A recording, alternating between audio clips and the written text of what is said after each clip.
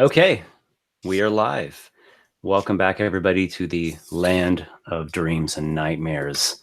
As always, I am Esper, your dungeon master, and with us we have Warsor, Dennis, and, well, Adam was with us, but we'll see if he comes back in a second. I'm back. Okay, welcome back. You guys want to chime in real quick about the characters? Sure. Alright, so as before, I am Adam, and as before, I'm playing Kivish Dwarven Circle of Dreams Druid, level 6, almost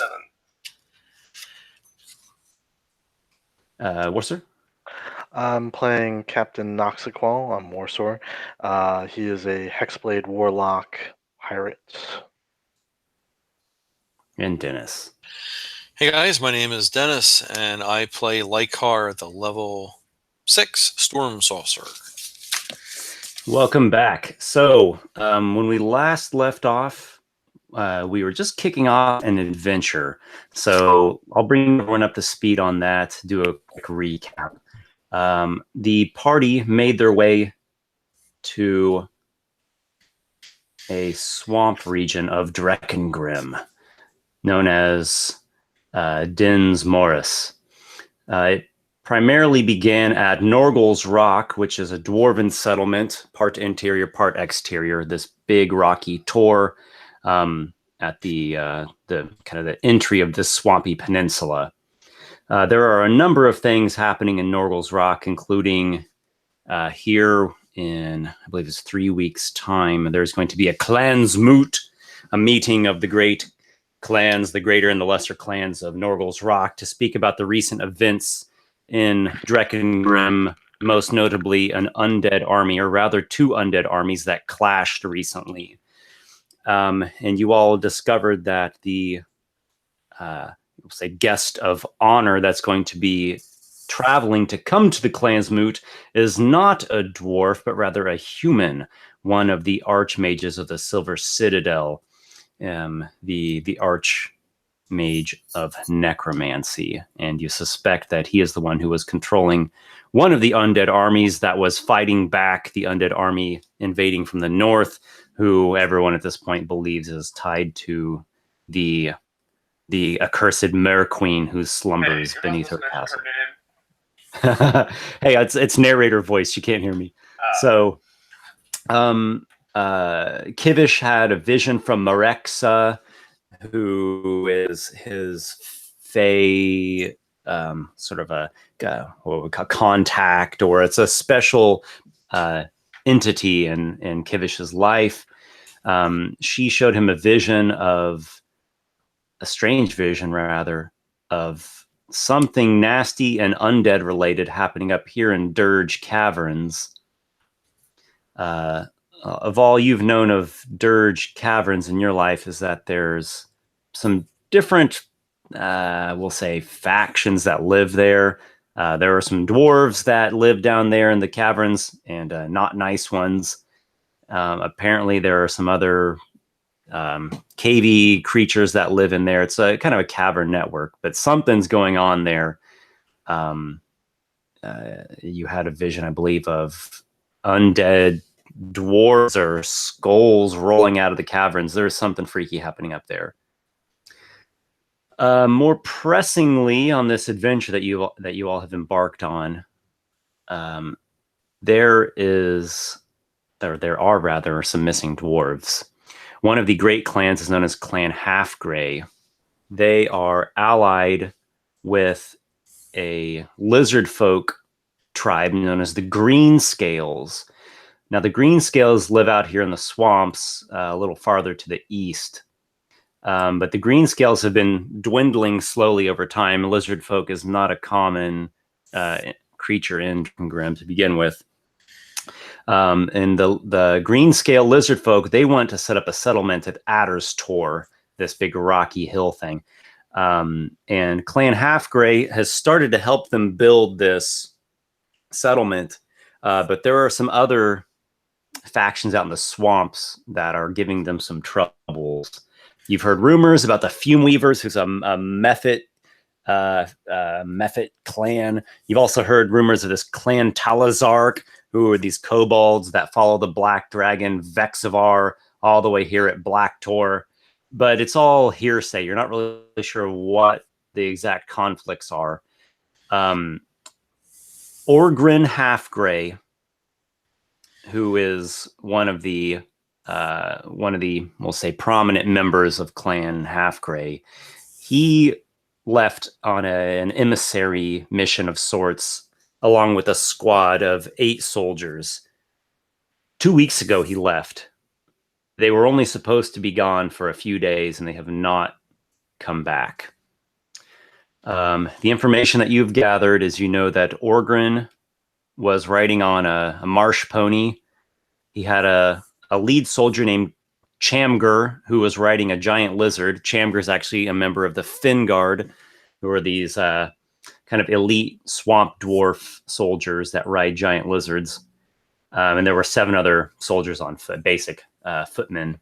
They also had with them 2 lizard folk escort from the Green Scale tribe.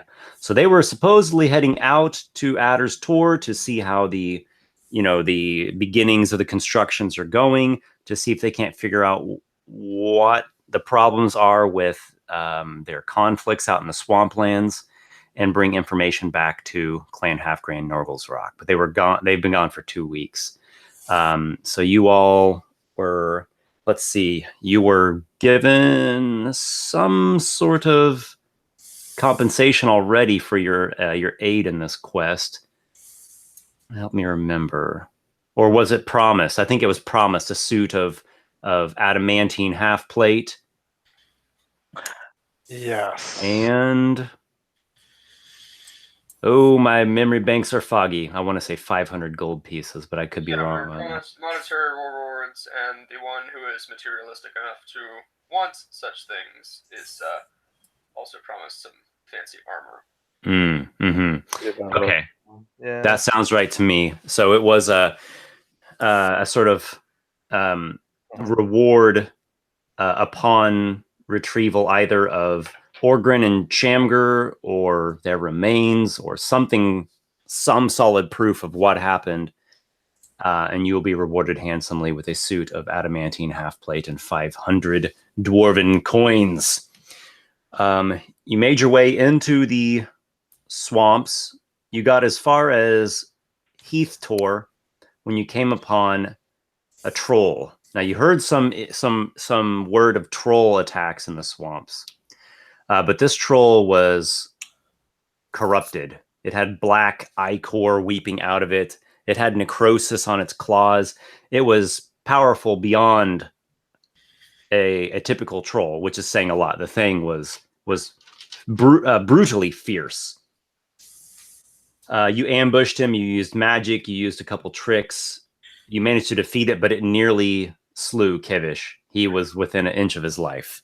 It just grabbed Kivish by the leg and did a Hulk smash on him. Yeah, Kivish was rent rather, and he nearly died. He is actually unconscious with 0 hit points, but stable as we speak.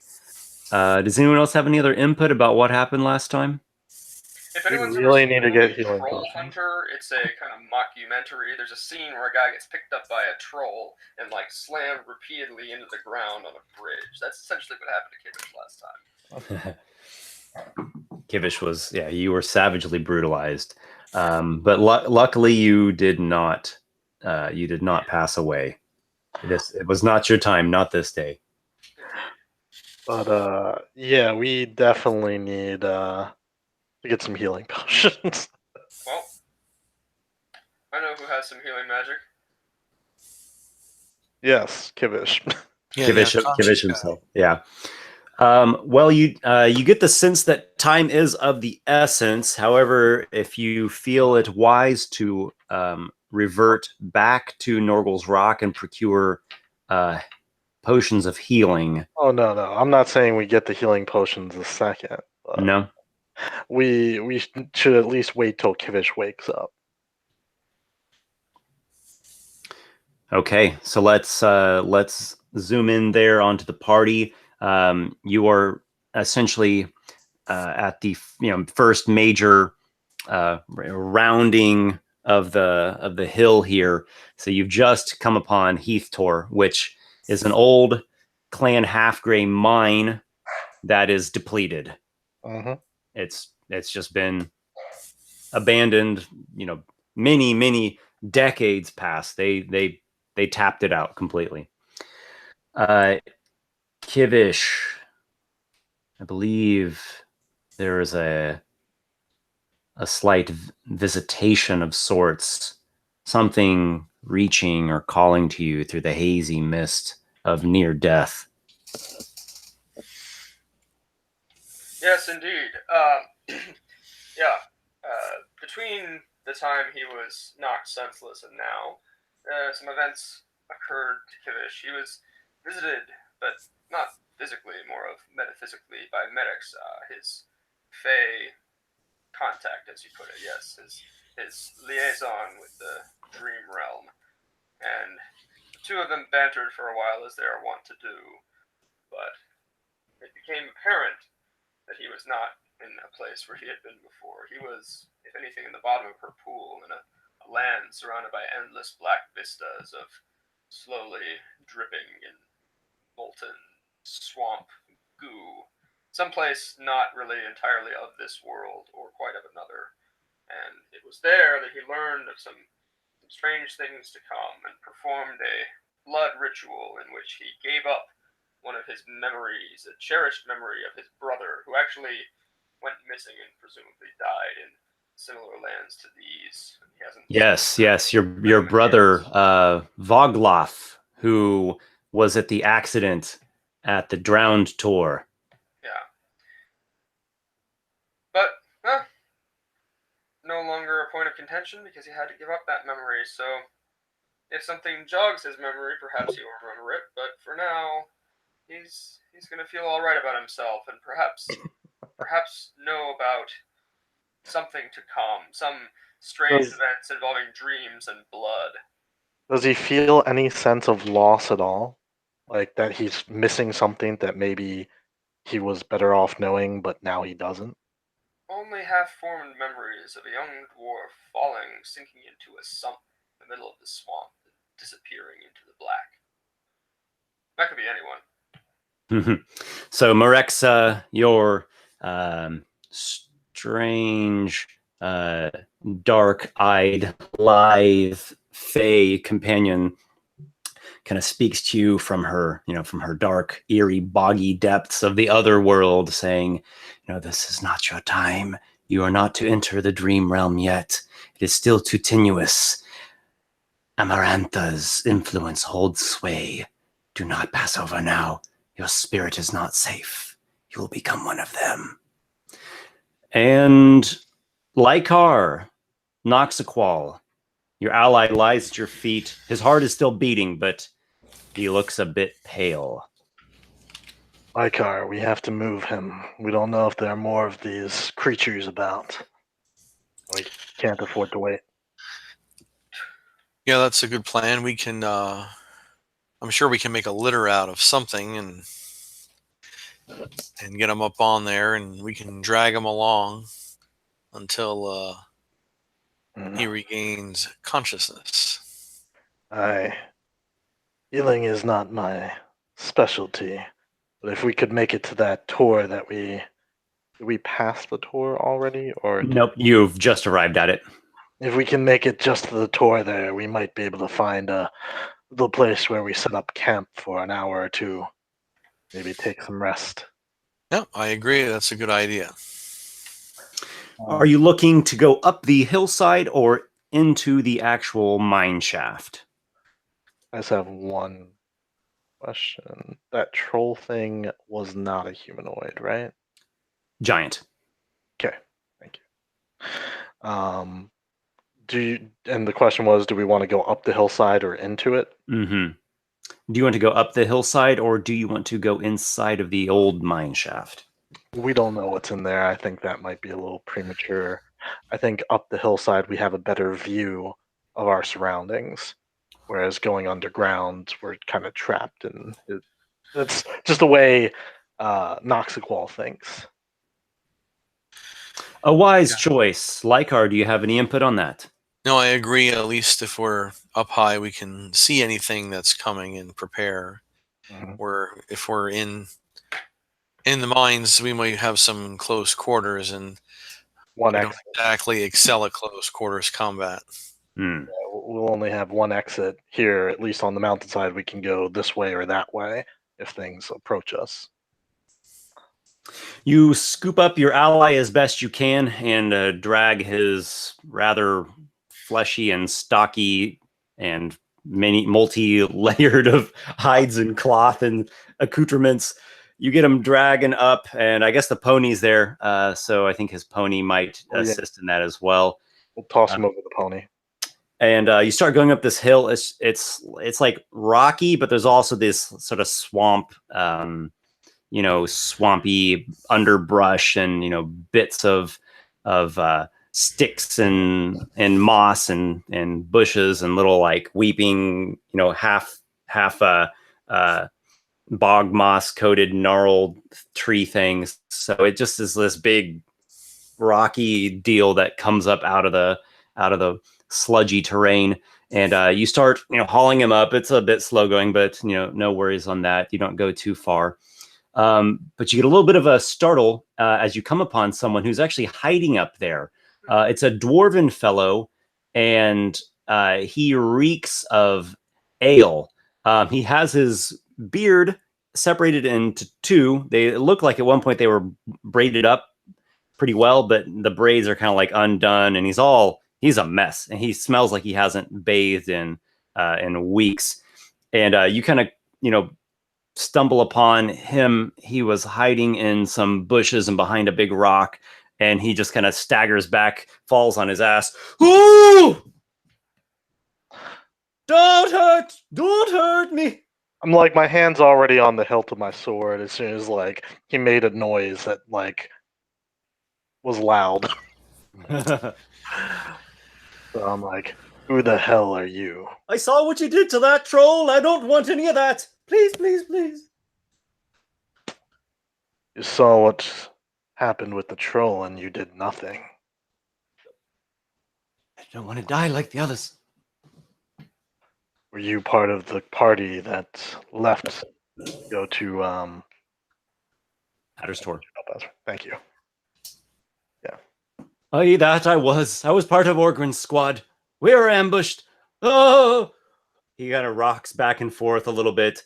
Obviously, he is very traumatized. Tell me what happened, and we'll let you go back. There was 3 of them. Those things. Those... whatever. Mutated trolls and... undead trolls. Lizard folk as well. There was 3 of the trolls and 5 lizard folk. They fell upon us. In the battle was chaos. It was a slaughter. And ever we were running and they were dying and they were screaming. Oh, God. Pull yourself together, man.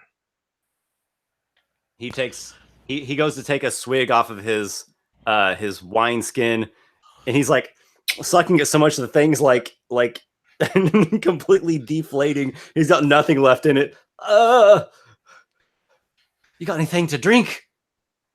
So you said there was lizard folk with the trolls? I counted 5 of the Lizardmen. 5. And 3 of the trolls. Those oozing ones. The lizard folk, did they look like the trolls? Were they discolored and had all the signs of necromancy? I don't know. I don't think so. But I didn't get a good look. What happened to the other dwarves? Well, let's see. Orgrin and Shamgur, they were wounded. They were bound, and they were taken off by one of the trolls and the lizard folk. And 2 of the trolls stay behind. I've been hiding here. Bit earlier, a party of 4 lizard folk came through. The 2 trolls attacked them. They got separated. One of them got killed and the troll's been eating on him till just now when you came. Saw that. The others, they ran off into the swamps. I don't know if they're dead or alive. I can't speak their tongue. Which way did they take your leader? He points eastward. Towards the tor that we were headed towards. Mm-hmm. Yep. Yeah, there is a path that's going through. So you were coming from the west, heading eastward along the path, and that's the same direction that he indicates they were taken back. So apparently Orgrin and Chamgar were wounded, bound as prisoners, and taken by one of these rot trolls and 5 lizard folk. Usually you don't take prisoners if you're just going to eat them like that, so it's likely the lizard folk are calling the shots. Now, from previous when we talked, I thought some of the dwarf clans were allied with the lizard folk. Yeah, that's in fact the clan Half Grey who sent Orgrin and Co. are actually the ones who, in particular, are supposed to be allied with the lizard folk. I don't trust the scaly bastards. They've turned on us. Yeah. Or there could be multiple factions of them, or just bandits, or something more going on if these rot trolls are a thing. These lizard folk have the markings of the green scales, or do they seem different? They all look the same to me.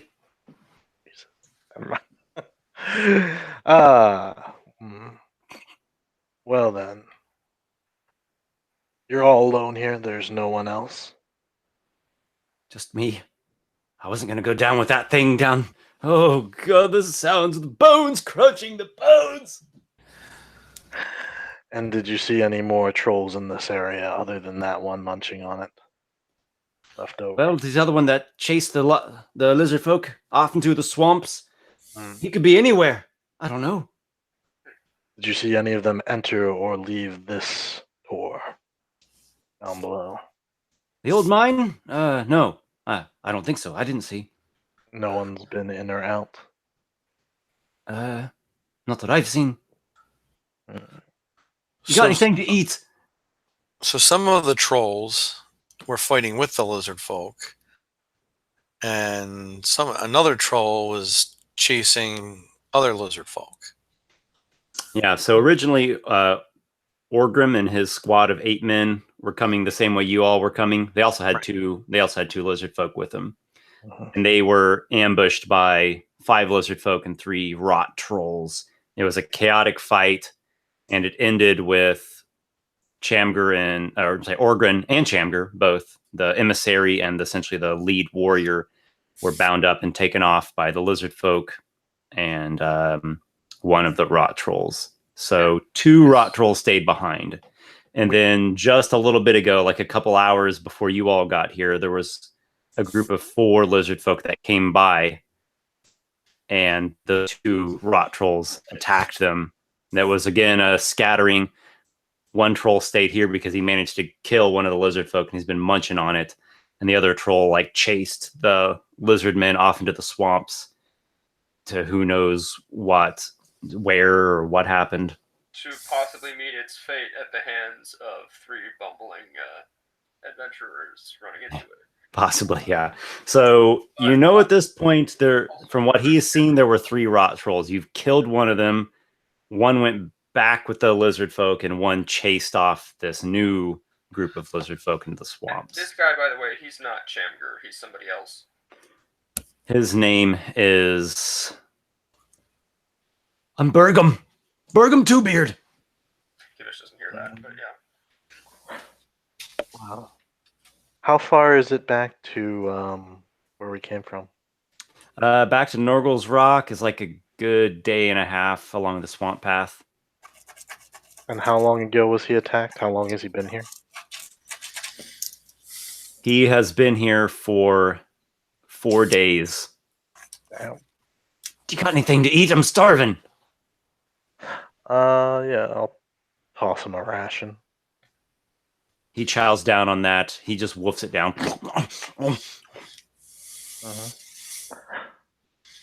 Look, we don't have time to babysit you. So you best be heading back along the path. As far as we can tell, there were no trolls up until this point, so you should be safe if you stick to the road and go back towards Gain. Report back to House Half gray. Half Gray. Thank you. What happened here, and that you encountered us, the group they hired. We'll be pushing on to see if we can rescue the prisoners from the troll and the lizard folk and get a more detailed report for them. He looks around nervously, especially as you're talking about him going alone along the path. Mm-hmm. Could you go check and see if the other troll's nearby, just to make sure he's not? I just look out off the side of the cliff and just do like a scan of the area, see if I see this troll. So you don't go down there and scout around? I'm just looking like I'm on a vantage point, I assume, where he's up here. Mm-hmm. So I just do like a look. All right. So you take a step up, Mm-hmm. look out as you can over the swamps. Go ahead and make a perception check. Sure thing. Nope. Let's see. 5. You see a swamp vulture alighting upon a tree. Is it near where we killed the troll? Yes, it is. I don't see any troll. What if he gets back up? You said they're undead.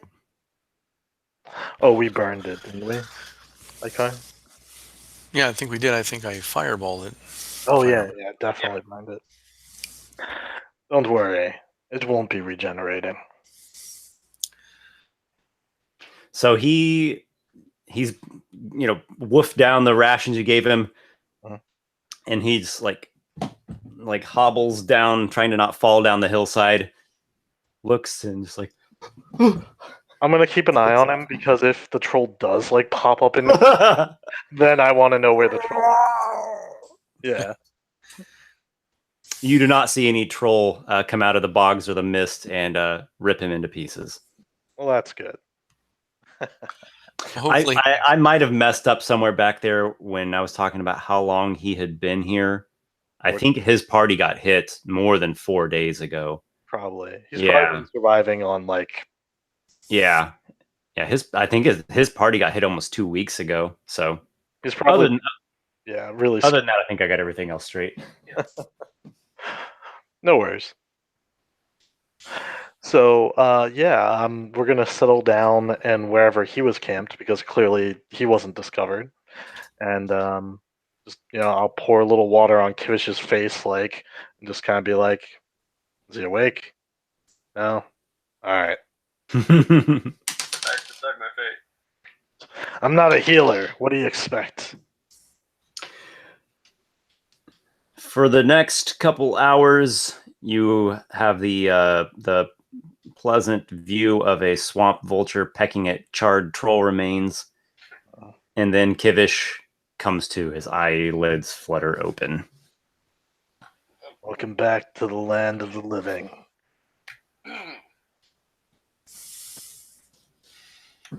Good morning.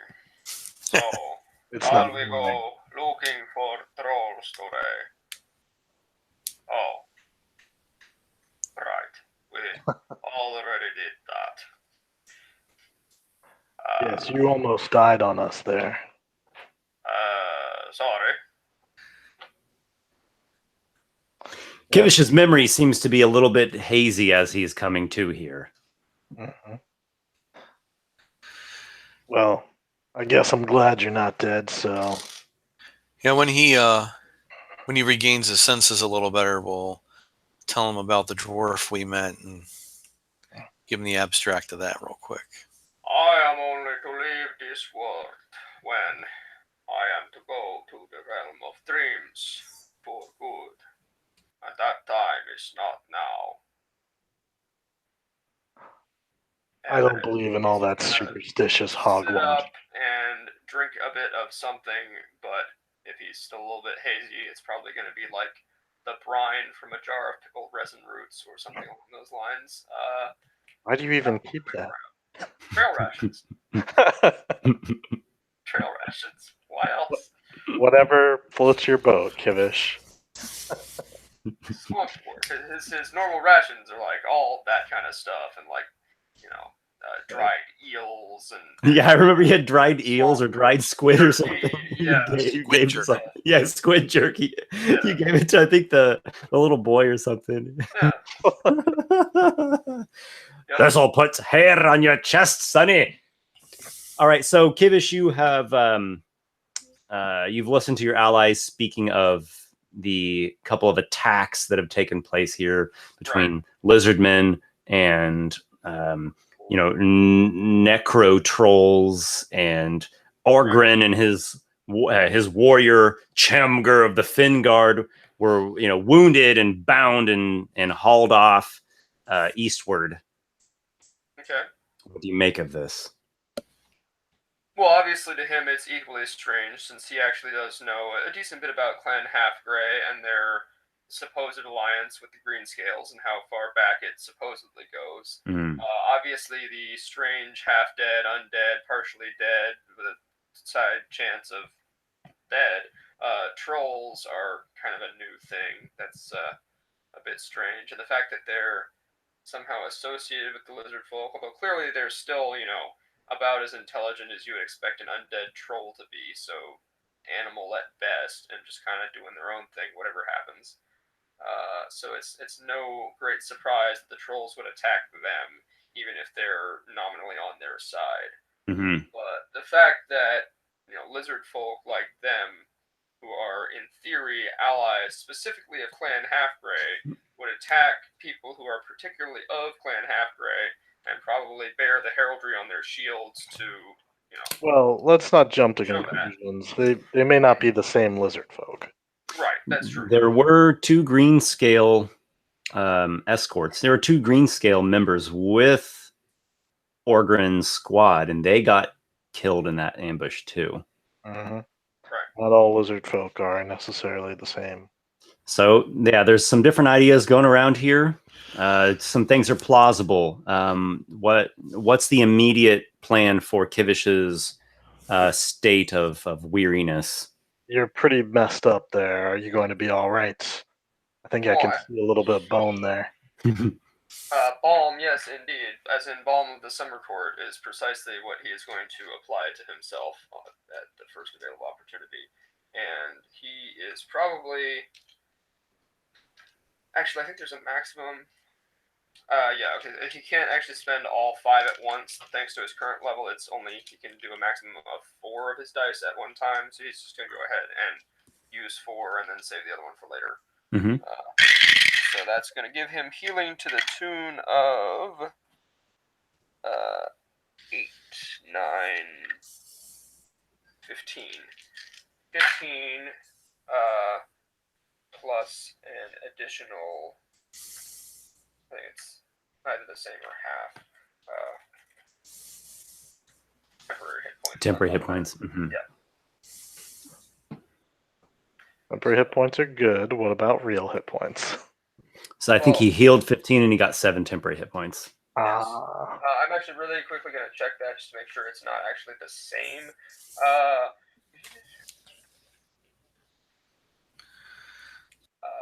Roll the dice, add them together. Number of hit points, also 1 temporary hit point per die spent. So actually, no. Heals 15 and gets 4 temporary hit points. And then, okay. So 15. Very well.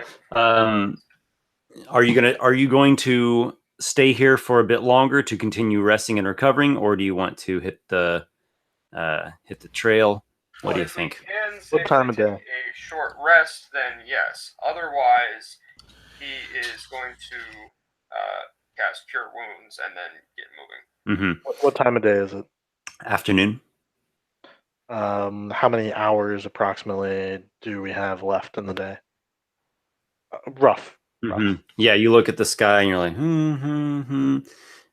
You think that you've got about a good 4 or 5 hours of daylight left. I think we should. Well, how far is it from this tour to the next tour? Not far. They're just a few miles away. You can actually see the next one in the distance from where you're at here at the you're kind of up a bit on the hillside, and you look to the southeast and you can see the next one rising up out of the bogs. Is it on the same road, or do we have to actually go bushwhacking our way through the swamp? Okay. Yep, it's on the same road. So, Originally, these were two operating mines. The one you're at now got depleted, and the next one got flooded and like it collapsed. A bunch of the miners died in there, drowning and just stuck, and so it was abandoned. It's still flooded out to this day. So I think we should assume that we're in enemy territory now, from what reports we had. Probably. I think we should make it to the next tour while we have time, but we should be on alert.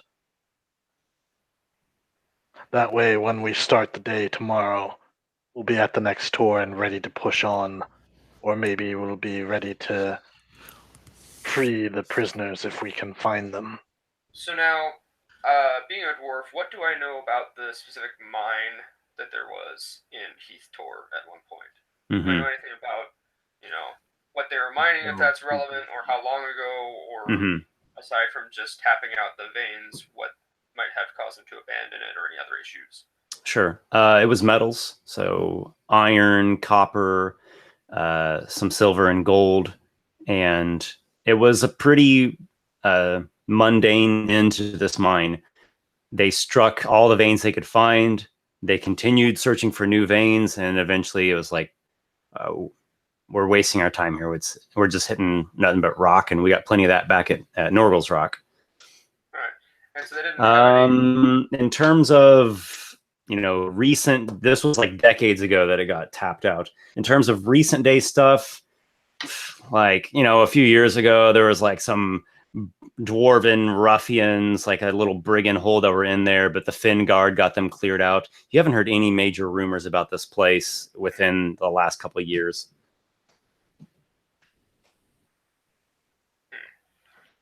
All right. Surely something lives in there. I mean, this is a wilderness. There's got to be at least some kind of animal that lives in there, but you haven't heard any tales of... It must be totally fine. What's the worst that could happen? Let's not get too caught up on this tour. We're going to be moving along. Just frogs or perhaps a bear are not particularly relevant to us. Just a frog came in. It's not important. He's definitely in agreement that we should move and is ready to do so. Time could be of the essence. The longer we delay, the less likely we are to find them alive. It's been that's weeks. What I think. Yeah.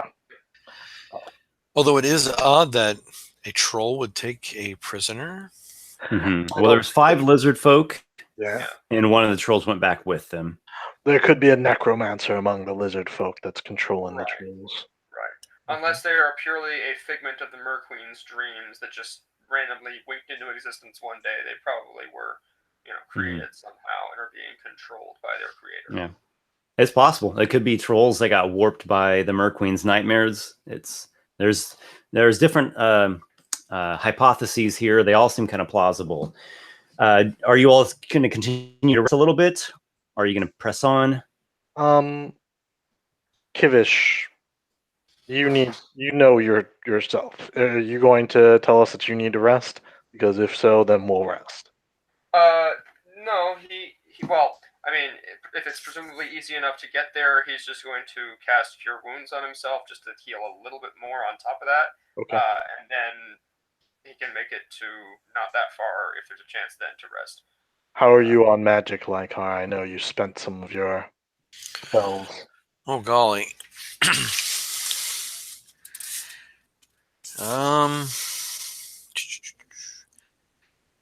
I think I have one more big spell, and then that's like the fireball or a fly.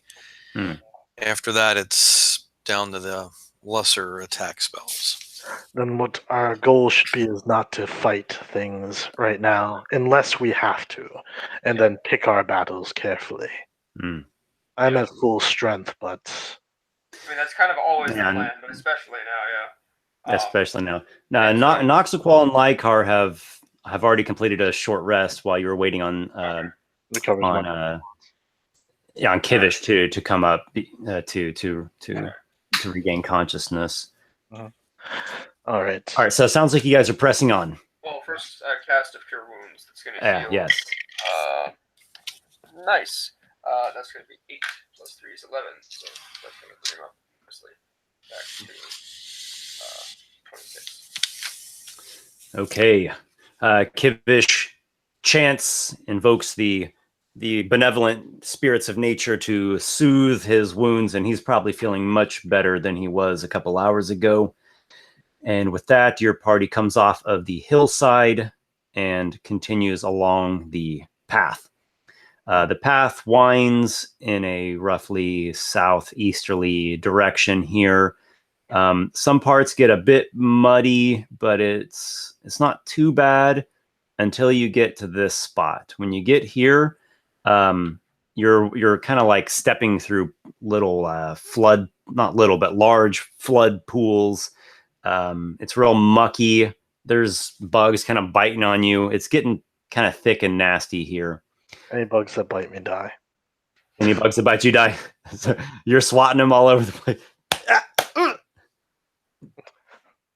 That is totally a spell that a wizard in a fantasy world where magic exists would cast, like something that turns their blood into poison for mosquitoes. There's a spell for this. It's called Armor of Akathis. Basically, I create this cold armor, and if they do any damage to me, they die because they take cold damage. Yeah, the Armor of Agathis would probably stave off mosquitoes pretty damn well. Yeah, if it gets bad, I'll use that. Okay. Because it's amusing. So you're trudging here. The going gets slower, and this tour is flooded out. You can see the top of it coming up out of a big expansive bog, but you can't actually see the entrance into it. It's a little tricky to keep on the path. You have to essentially look ahead and see where the path kind of pops back up on a little higher ridge or hedgerow ahead of you. And you just kind of wait a little bit here. It doesn't ever get too thick, but it's certainly not. It's certainly slow going. Does it look like there are areas that are deep enough to like swim in? Yep. Yeah. If you start heading in the direction of the tor itself, you're going to hit this big bog. You could swim through it. It's probably not too deep, but it's deep enough to where you could swim. You say swim, you forget I'm wearing half plate. That looks very precarious for you. Doesn't the road already have some kind of an approach or causeway that might allow passage, or has that? Yeah, as long as you continue on the path, you're more or less okay. You're getting slowed down a little bit, but if you get off the path at this point, you're going to be kind of wading out into mucky bog water. Yeah. I keep my hood up on my cloak. Okay, good call. Yep, just in case. Now, did this flood just from the rising swamp, or did it flood from within? From the rising swamp. A few years back, there was a rainy season, like a historically high precipitation in a rainy season, and the bogs grew. There was a tremendous flash flood that just totally flooded out the mine while miners were down, like in the lower shafts. Some of the dwarves escaped. Some of them got trapped in there, and they're obviously not alive anymore. I guess Kivish traded away one of his memories, but a brother of his, Vogloff, was one of the workers that did not make it out. Does anyone want to go swim up to the drowned tor and do anything there? So the drowned tor, if we get up on top of the tor, it's not wet, I assume, because it's a hill and all that. Yes, the top of it comes up out of this big bog, and it would be its own little rocky hill that you could climb up on top of. But is that off the path? Do we have to like leave the path to do that? Yeah, can you see the little arrow pointer here? Yeah, I do. Okay, so the path basically is taking you along this way. Yep. Yeah, but if you go off of it, I mean, there would have been a path originally, but it's all flooded out. So you'd have to kind of swim or do something to get up here. I misunderstood. I thought that we were going to camp out on the tour, but because it's underwater around it, then we should probably press on to dry land. Where does the dry land like begin again after the tour? Would it be like right where past this tour, really just kind of at the edge of it, you're going to hit a fork in the road, and you're seeing some drier land that way. Yeah. Okay. Well, I it's mean, a good I thing think we that all whole see in the Knuckle dark. branch probably has to have a decent amount of dry land to grow on, assuming it's not like a mangrove type. Like, Yeah. Tree. Let's the terrain is not very even here. There are some parts that rise up and other parts that are these hollows that are flooded out. So does anyone have any interest in Drown Tor? Originally it was called Silver Tor before the flood. Right. It was an old silver mine. Kind of hard to mine silver when you're wet. I'm good. I think once again, time is of the essence. Let's rescue the dwarves, then we can sightsee. Okay. So you continue on. It took you a good hour or so to get through that boggy patch. It was just slow going, and you were probably being cautious. I assume your party's traveling at a average pace here, moderate, normal pace. Okay. When you get to basically the edge, the eastern edge of the Drowned Tor hill area, you come to a fork in the road. There are two paths. They will each lead you to Adder's Tor to the east. There is a northern path and a southern path. The northern one is longer. It's going to be wider, winding. It's going to also pass through this old ruined hamlet called Heathridge Drop. The southern path is shorter. It's essentially just a direct path to Adder's Tor, but it's much boggier. Right. Also, Adder's Tor is perhaps not where we want to go immediately now, given that it's where the lizard folk are. Are there any tracks in the area? I'm not a ranger by any means, but could we make survival checks? I know Kivish this is his home turf. Yeah, and I'm proficient in survival, so maybe he can find heavy troll tracks. Sure. Actually, everyone make a perception check to see to see that troll rising up behind us. Yeah. Yeah. 25. A 20 that is not natural. How irregular. No, I got a 20. Oddly unnatural. It sounds like we have a natural 20 in the house, though. Yeah. Yes, you do indeed see, among the various animal footprints, the egrets and the beaver paw prints and such, you do see some old, I don't know if old's the right word, but they're not fresh tracks. Right. A number of different tracks. Amongst them, you see ones that have that lizard folk shape to them. They're a little bit longer and have the little claw points.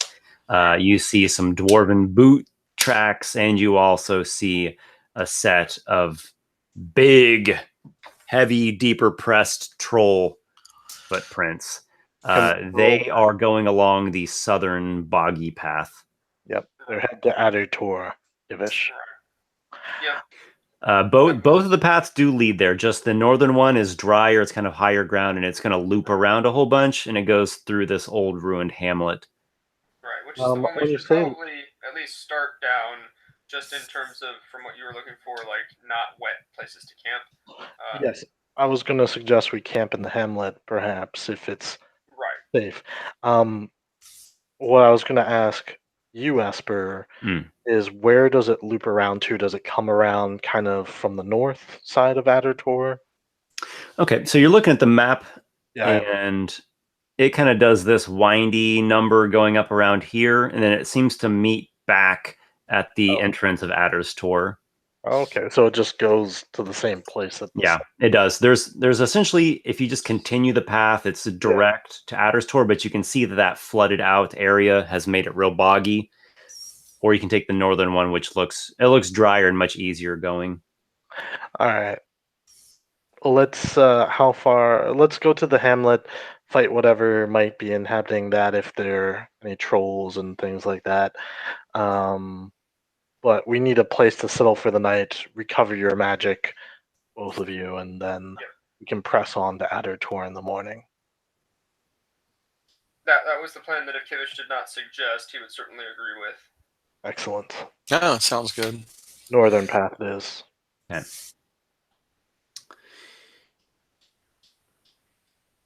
Okay. You take the northern path. The sun is starting to sink low in the horizon. The shadows of swamp trees are growing longer and longer. It is now dusk. The road that you are traveling along is notably drier. It's a higher elevation, pretty easy to walk along. The road eventually leads through a little settlement that was known as Heathridge Drop. Mainly, there were mine workers that lived out here, and there was a little, storage post of mining related supplies and equipment. However, it has long since fallen unto ruin, and in fact, due to troll attacks, many years past. So nowadays, there are just shattered and weathered remains of these swamp dwarf buildings and low stone fences. They're just rough reminders of what was probably once a decent place to live. So you all, sounds like you're just tromping up in here. Yep. Yeah, I would like to, the same way that we approached the troll last time, we're a fairly stealthy party, as I seem to recall, for some reason. Yeah. Well, we all have decently high dexterity. Yeah, try and scope it out before we just go marching in. Yeah, I think our lowest dex is still pretty high, so let's take a shot for it. All right, you catch a glimpse of the ruined hamlet and slow your pace and take to the reeds and rushes and approach stealthily here as the sun is sinking into the horizon. First, I will have you all make a stealth check. Stealth, okay. Yeah, stealth check. Wow. So I have disadvantage, Esper, and I rolled 2 15s on both my dice, which makes it an 18 total.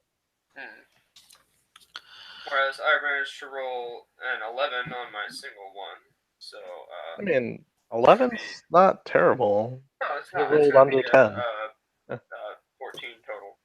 Yeah. I got a 19 total. Okay. 18, 14. The three of you are at the edge of the ruined hamlet. You see stalking amongst the buildings and the low stone fences, what's left of them, are two trolls, standard trolls. Tall, gangly, yet muscular things, thick, green, warty skin, big noses, nasty teeth, claws, just tall things, easily as tall as two men, and that's with their hunched posture. But standard trolls nonetheless. So you don't see any signs of this necrosis or other sorts of corruption. You do notice that they seem quite agitated. They even take swipes at each other now and again, going so far as to rend a little bit of flesh, from a part of a torso or across a face, and then it regenerates, as trolls are known to do. They're very, very agitated. They're bickering amongst each other, and they're stalking through, like they're looking for something or someone. You also notice that, well, everyone make a perception check. Sure. This is a smaller detail. Only an 8. Much better. That is going to be, wow, very not high. I rolled a 2, so that's also an 8. Okay. Oh, I have a 7. Okay. Nothing else to be noticed. There are the two trolls angrily rummaging through the ruins of Heathridge Drop. Seems about right. Seems like Nothing else at all. yeah, I'm Met gonna my whisper to you guys. Seems like this isn't the best place to settle down for the night. What are you thinking that? Was it the trolls or the trolls? Shh. Let's watch He's them. not speaking loudly, by the way. Yeah, no, I'm like, you talk a lot. Let's why don't we watch them? So you stay where you are, hiding behind some natural cover, and are watching the trolls. Oh my goodness! Hold on, I've got dice flying all over the place. Okay, on the table. The trolls rummage around angrily. One of them shouts, "Does anyone speak giant by chance?" Well, I can read giant. I do. Do you really? Okay. Man, One of Common, them. Elvish, Draconic, Primordial, and Giant. got a All smart. right. So you hear one of the trolls just like curse. I'm not sure how a troll curse is, but it's just like, oh shit. Ain't nothing to eat in here. I'm starving. And he like rips like a stone off the building, and like part of a wall crumbles down. I'm starving too. I ain't eaten nothing in 2 days. So they bicker, they're pissed, they seem real hungry, and they go stomping out of the hamlet. Maybe that's your next voice acting type video. Troll curses. Okay. they go, you know, lurching off, boom, boom, in the opposite direction of you all. They are heading. Let's see. So you are there. They're heading in a northeasterly path into the swamps. Okay. Oh, like a nice dwarf leg right now. I'd eat some dwarf guts. I don't care. I'm so hungry. Yeah, the guts are the best part. I should go eat that. I hear there's like a black dragon to the east. Yeah, they taste like chicken. Yeah. Black dragons are the best meat for trolls. Well, I mean, some trolls are cannibals, and what's nicer than like a nice, dry aged or like wet aged rot troll? That just brings us to the age-old question: can you just keep eating a regenerating creature? Ah, yes, indeed. Eat itself eternally, like the Ouroboros. Yeah, we don't question these things. All right, do you all stay where you are and just let the trolls tromp off into the swamps? Yeah, and if it was just those two, maybe we can stay here. Very good. You each have earned a half milestone. Excellent. Stealth milestone, which Kivish. levels you guys up. Well, I forget. Is he also 9.5, or is he only 9? I have 9 according to my little Alright, because Kivish, I forget what exactly stupid thing he did that earned him an extra half milestone, but he actually levels up now, which is why I went ahead and marked out everything on my sheet except for rolling my hit die. So I can do Excellent. that now. Though you must complete a long rest and reflect upon all that you have learned. Indeed. That's what we're about to do. Yeah. Is your party going to set up a camp here? I think so. I want to check out more trolls first, make sure that there aren't more than those two. But yeah, if they've tromped off, let's look around and see if they've set up like their own camp here. Is this their home base? Right. Well, actually, Kivish, if they have no obvious camp in this hamlet, Kivish is going to go and look at the notable civic buildings and see if there's anything in particular about this place. I want to see if this is like a troll lair because if they're going to come back, then we need to be prepared. Right. With 2 trolls. Okay. So you all make your way into the ruined hamlet and look around. Search around it, see what there is to be seen. You do find an old pile of troll dung. Otherwise, you see no other signs. I mean, they come through here a lot then. There's dung, although I don't know. It depends how if trolls are just like animals that just kind of go wherever, or if they actually are humanoid enough to do it in specific places. Let's see if we can find. Is there a building with a stable, like walls and sort of thing that won't just be like falling apart? Right. You find a couple buildings that are partially still intact, enough of which they don't look like they're going to collapse on you. There's a section of roof that would keep off a rain should it start raining or storming. You've slept in worse places. Yeah, this will give us some sort of defensible position if they do come back and we need to fight them. I'd rather have a wall. This being a hamlet out in the middle of the swamp, was there any sort of defensive or fortified structure, like even just a fortified house or like a single tower or anything like that? That's what we just checked. Yeah, one of the buildings that's still partially standing looks like it was a guard post. The walls are nice thick stone things. You even see sections where there's like archer or arrow slits rather in the wall. So it looks fairly defensible, just it's missing one of the walls. Right. Yeah, let's stay here then, and we'll get up. I'll get by. So probably the last stand, and the trolls are like ripping through that one wall. I mean, I feel like we could take some trolls if we had to. I also feel like just being built in a swamp and sinking probably damage these buildings more than trolls. At least I would think, but. Yeah. It is built on a section of higher ground, so it seemed to be an ideal place to put a little settlement close to the mines. So the building looks reasonably defensible. Unless anyone else has any other bright ideas, sounds like you guys are going to hunker down and camp here for the night. No, it sounds good. Yeah, you two should level up if you haven't already. No, he gets the level up. Oh, you're not? No, I'm at 9.5. Okay, so he's half milestone away from reaching his next grand epiphany. Yeah. During the night, there is a pleasant sound of crickets chirping. The horrible demonic crickets.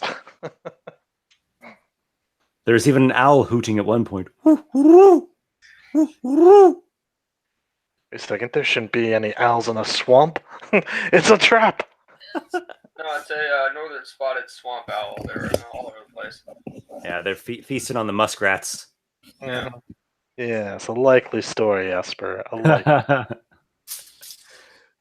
I kill the owl. It transforms into a druid. Archdruid. No, not the Archdruid. Not again. Kivish, what have you learned? Well, so he, in his dreams, returns yet again to the dream realm, to Medex's pool, to the, things that he was experiencing while in that state of limbo, and sees more further visions of himself performing this blood ritual, cutting a groove in his arm and applying the blood to a strip of birch bark and placing it in an offering bowl and burning it to create a greenish magical smoke through which he sees further visions of strange blood magic and corruptions in the dream realm and in the world, and dreams that are not of his own, and dreams that are dark and evil and perhaps belong to she who is not often all the time named. And you do see a figure in your dreams, a woman, a dwarven woman. She seems to be a nobility, maybe a spellcaster, maybe a priestess, maybe a chief. What do you call a female chieftain? Chieftainess? Chieftain, I think. Chieftain, okay, just chieftain. Something. She is a dwarf, but she has you see a vague swamp surrounding through the mists of your visions, and a snake rises up, a viper, and starts biting her, and she's shrieking as this adder is injecting its venom into her, and then it just dissipates, and then it swirls back into like the spirits of the swamp communing with you and helping kindle your inner spirit your might and your connection with the land, I believe you have reached a new rank of spellcasting potential. Yes, I now can cast an additional 3rd level spell and 1 4th level spell a day. Level 7 isn't big, but spells and of course more hit points. All right, D8, minimum of 4 on the die. Great. So re-roll it. Otherwise, I rolled a 1. You get a 4. All right. 4, and then Constitution modifier Plus con. adds. It's going to be a 6. Yep. Excellent. 6 hit points. And what is your 4th level spell? Also, he's a druid, so he takes from the list. But the first one he's going to prepare is Wall of Fire. Wall of Fire. Yeah. That just might come in handy. Indeed. He was reflecting, in particular, when he awoke, on the memories he had of being thrown around like a rag doll by a troll, and thinking, if only there were some wall that he could put up between himself and a troll that were made out of something that is known for harming trolls. Fire, acid, so like a wall of fire. A barrier of some element that is specifically potent against troll resistances. A fence of flames. A blockade of blazes.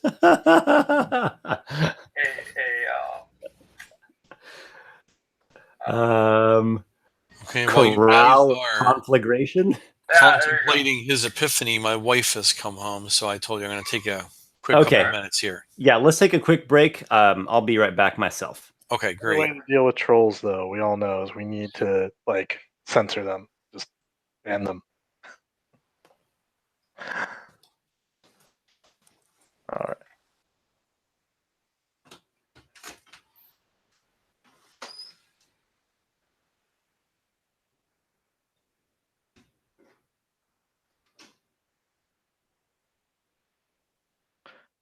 Kivish, by the way. Yeah, I saw that. Cool. Also, my name's not Kivish. I said Adam afterwards. Oh, okay. I did not hear. Well, maybe I'll turn on my mic next time.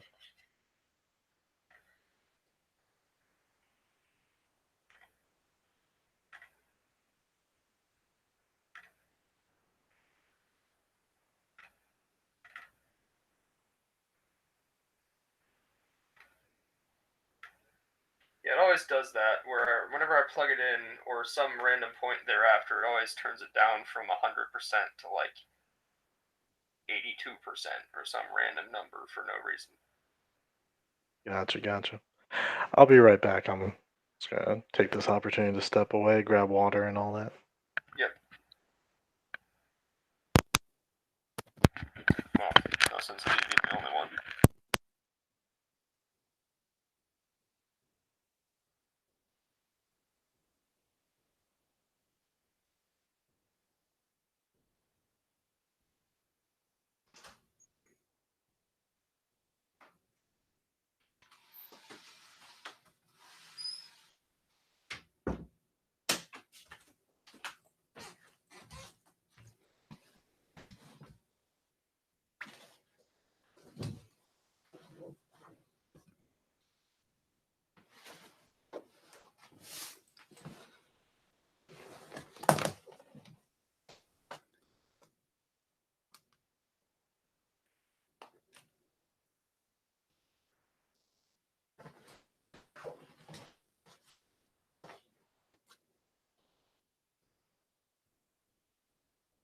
Okay, I'm going to take a peek at the chat here. Let's see if we got any interesting comments going on. Esper William says, "Yo, Esper, do you have any tips on trying to get a bunch of anti-D&D people to play?" Anti-D&D people? Well, I've certainly introduced new players to the game and taught the game to many people, including people who have never played D&D, nor people who have even done role-playing before. But an anti-D&D person, what I would do is find out what kind of games they do like, in any sense, any kind of game, whether it's a video game, a board game, maybe a game they even just liked as a kid, and try to run a session for them that features elements from those games that they do like. Because D&D is real flexible, and D&D has, I mean, there's a lot of different aspects to D&D. So, if someone really likes games that feature action and combat, you can play up the combat. Someone, they just liked, imagination, make believe as a kid, you can play up this exploration and world building and character development aspect of it. That's the best I could figure. Yeah, I also find that like pitching a setting that they would really enjoy is sort of like the rest just comes naturally. Like I have a friend who I play a lot of games with, but just recently, for the past like year or so, has been, I don't know how, but got himself kind of burnt out on like D20 style or D&D style games. And a couple of other friends and I have been really big into like some OSR games lately, which are, still kind of D&D style. The old school tabletop. Yeah. Right, but with like new rules to make them playable and innovative and interesting.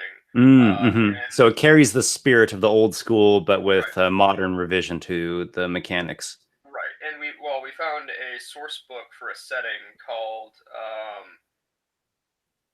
Grim and Frostbitten something or other. It's like a northern snowy wasteland Norse mythology inspired thing that's also heavily based on like Norwegian black metal and stuff like that. So a whole bunch of potential for just like a bunch of crazy silly jokes and things. And he's really into that kind of music and just aesthetic about joking about it and meme making. And so we've, I think, managed to get him on board for the meme potential alone, but then hopefully he'll fall in love with the system, because Lamentations of the Flame Princess is a very easily modified system and can have some really cool stuff put into it. Sure. Personally, I think it's a little bit rare to find somebody that just straight up doesn't like D&D, period. Yeah.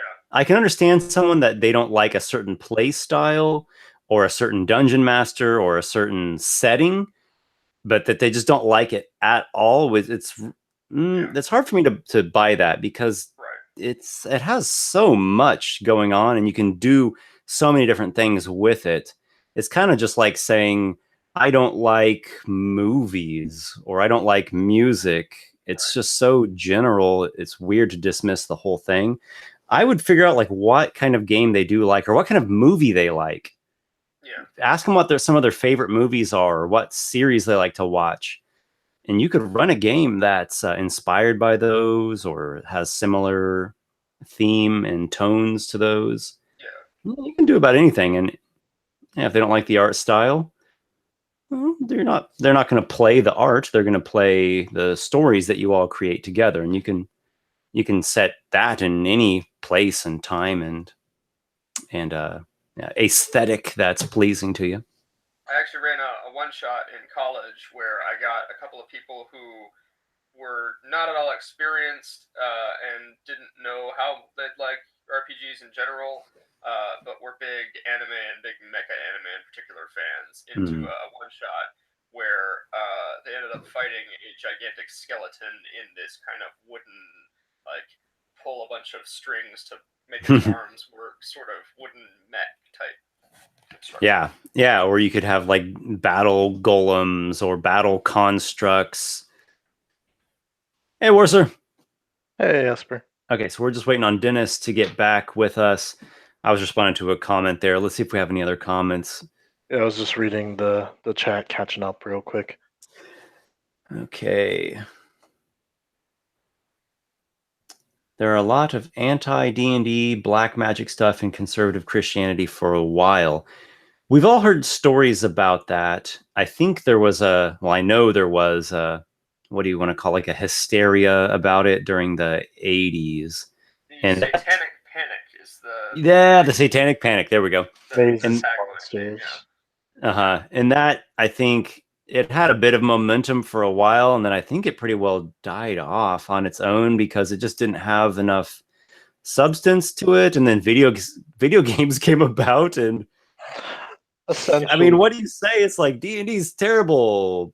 Now there's the entire video game industry that's full of gore and monsters and magic and anything. So Well, it's the people that have made the games that are now the vernacular of what is a lot of pop culture. Were the people who in the 80s during the Satanic Panic were still playing D&D anyway, and then managed to base their games on it. So it's very, very well integrated into society now. Sure. Just by Yeah, osmosis. it is. It's become a big part of culture. It's I don't know. It's I guess maybe it's just a culture shock thing, and people they don't understand something. So you know it's typical for people to get uncomfortable or even scared of things that they don't understand or that they don't have any personal experience with. And then when you get scared, you kind of like make something this like a caricature of what it really is. You turn it into sort of a two-dimensional flat thing, so you can make it the boogeyman and cast your own your own insecurities and your own fears onto it. My fiance is very religious and very conservative, and I just basically told her that this isn't people that literally think they are using black magic. It's just a dramatization of storytelling that humans have been doing since always. All cultures always have done. Yeah, we do the real black magic outside the game.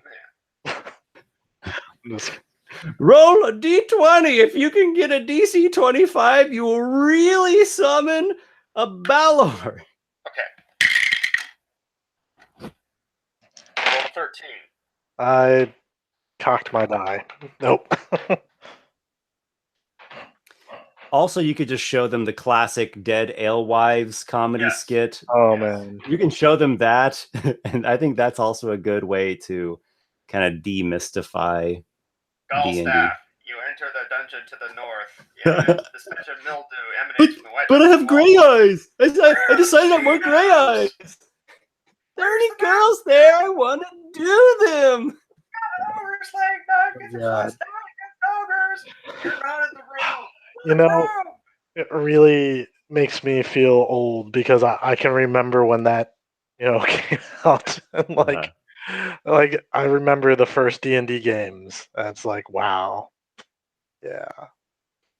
And I do consider myself to be a pretty immersive style of gamer. I like to really imagine things and get into characters, and I create a lot of stuff, and I work on worlds. So I imagine if one could actually, in a literal sense, perform black magic through playing D&D, I would have stumbled upon it at some point by now, and that has yet to happen. Well, there are moments that are magical in the sense that they give you a sense of wonder, or you're like, whoa, that was perfect, or it was a synchronicity. I can't believe that random table roll exactly matched what was happening with this specific scene.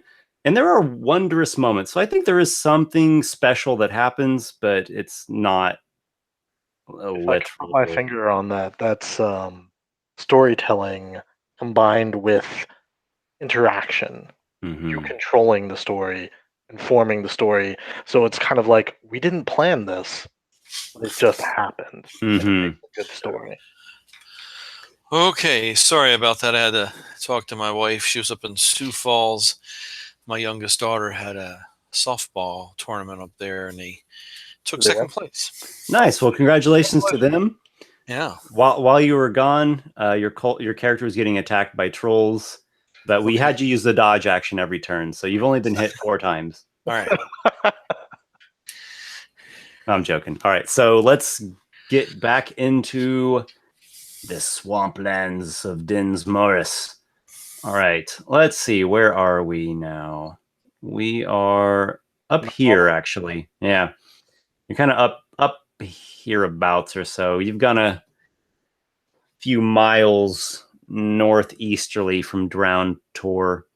I'm not sure. I can't see the scale on my map, so I might be off a little bit, but this will work to give us a rough idea.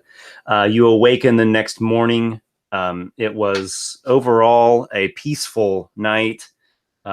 Today is mid temperatures. There's kind of a slightly cool breeze blowing in, a bit cloudy, but doesn't seem like you're in for any sort of nasty weather.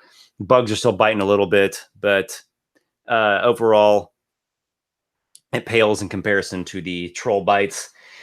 The pathway, should you continue along this one, is going to eventually wind back down to the entrance of Addertor. Yep. Do you all have any plan otherwise?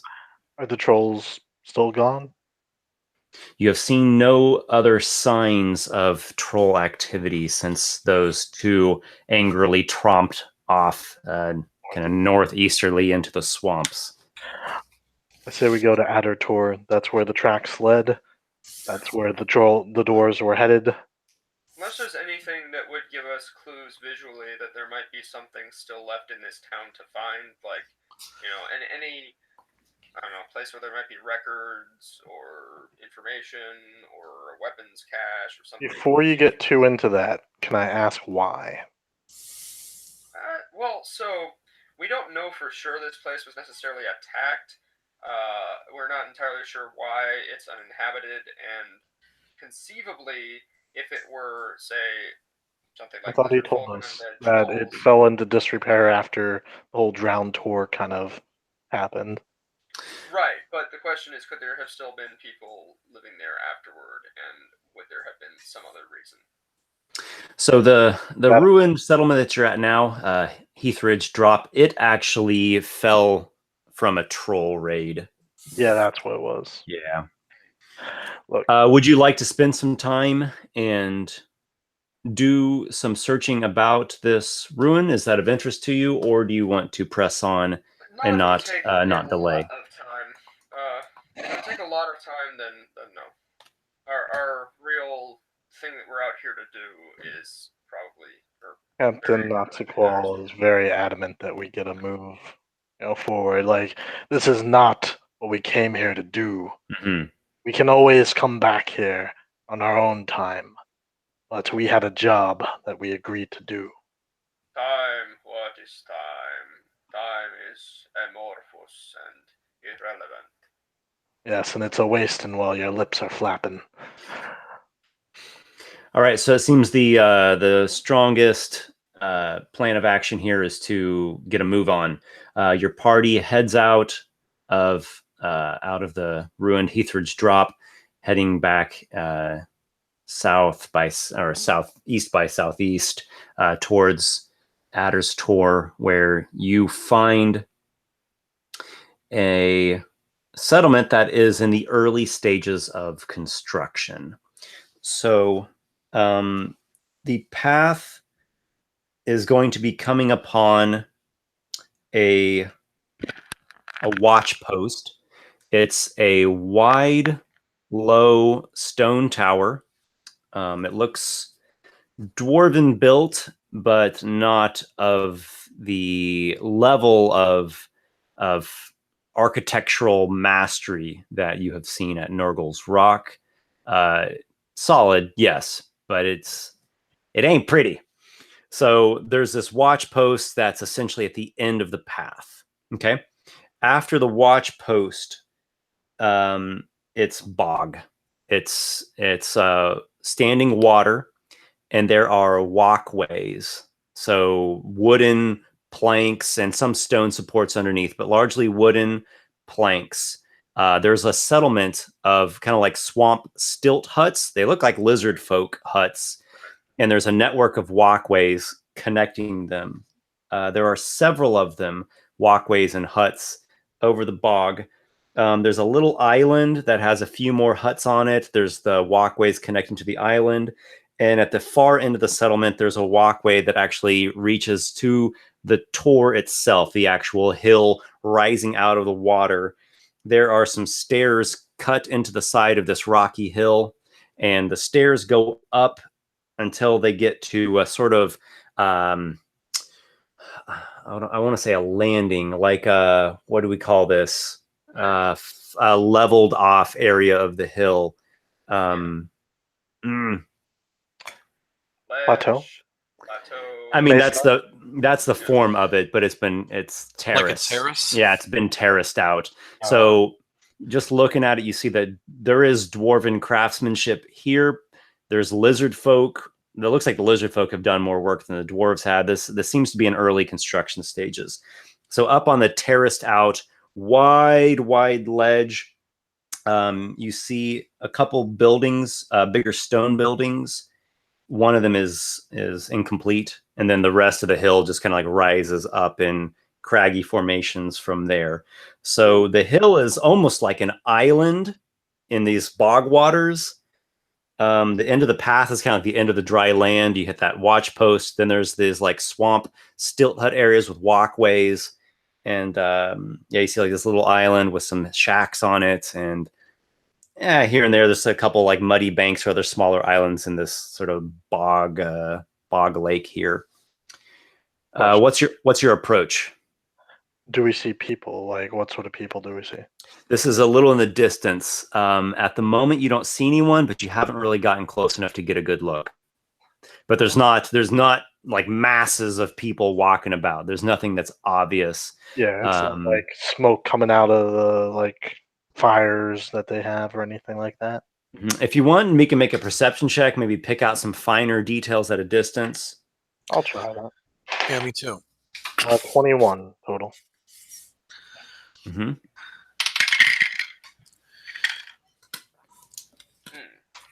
I did not do so well. I only made out of this with a 15. Okay, Not 21, bad. 15, 15, 21, 15, and Lykarr? 18. 18. Okay.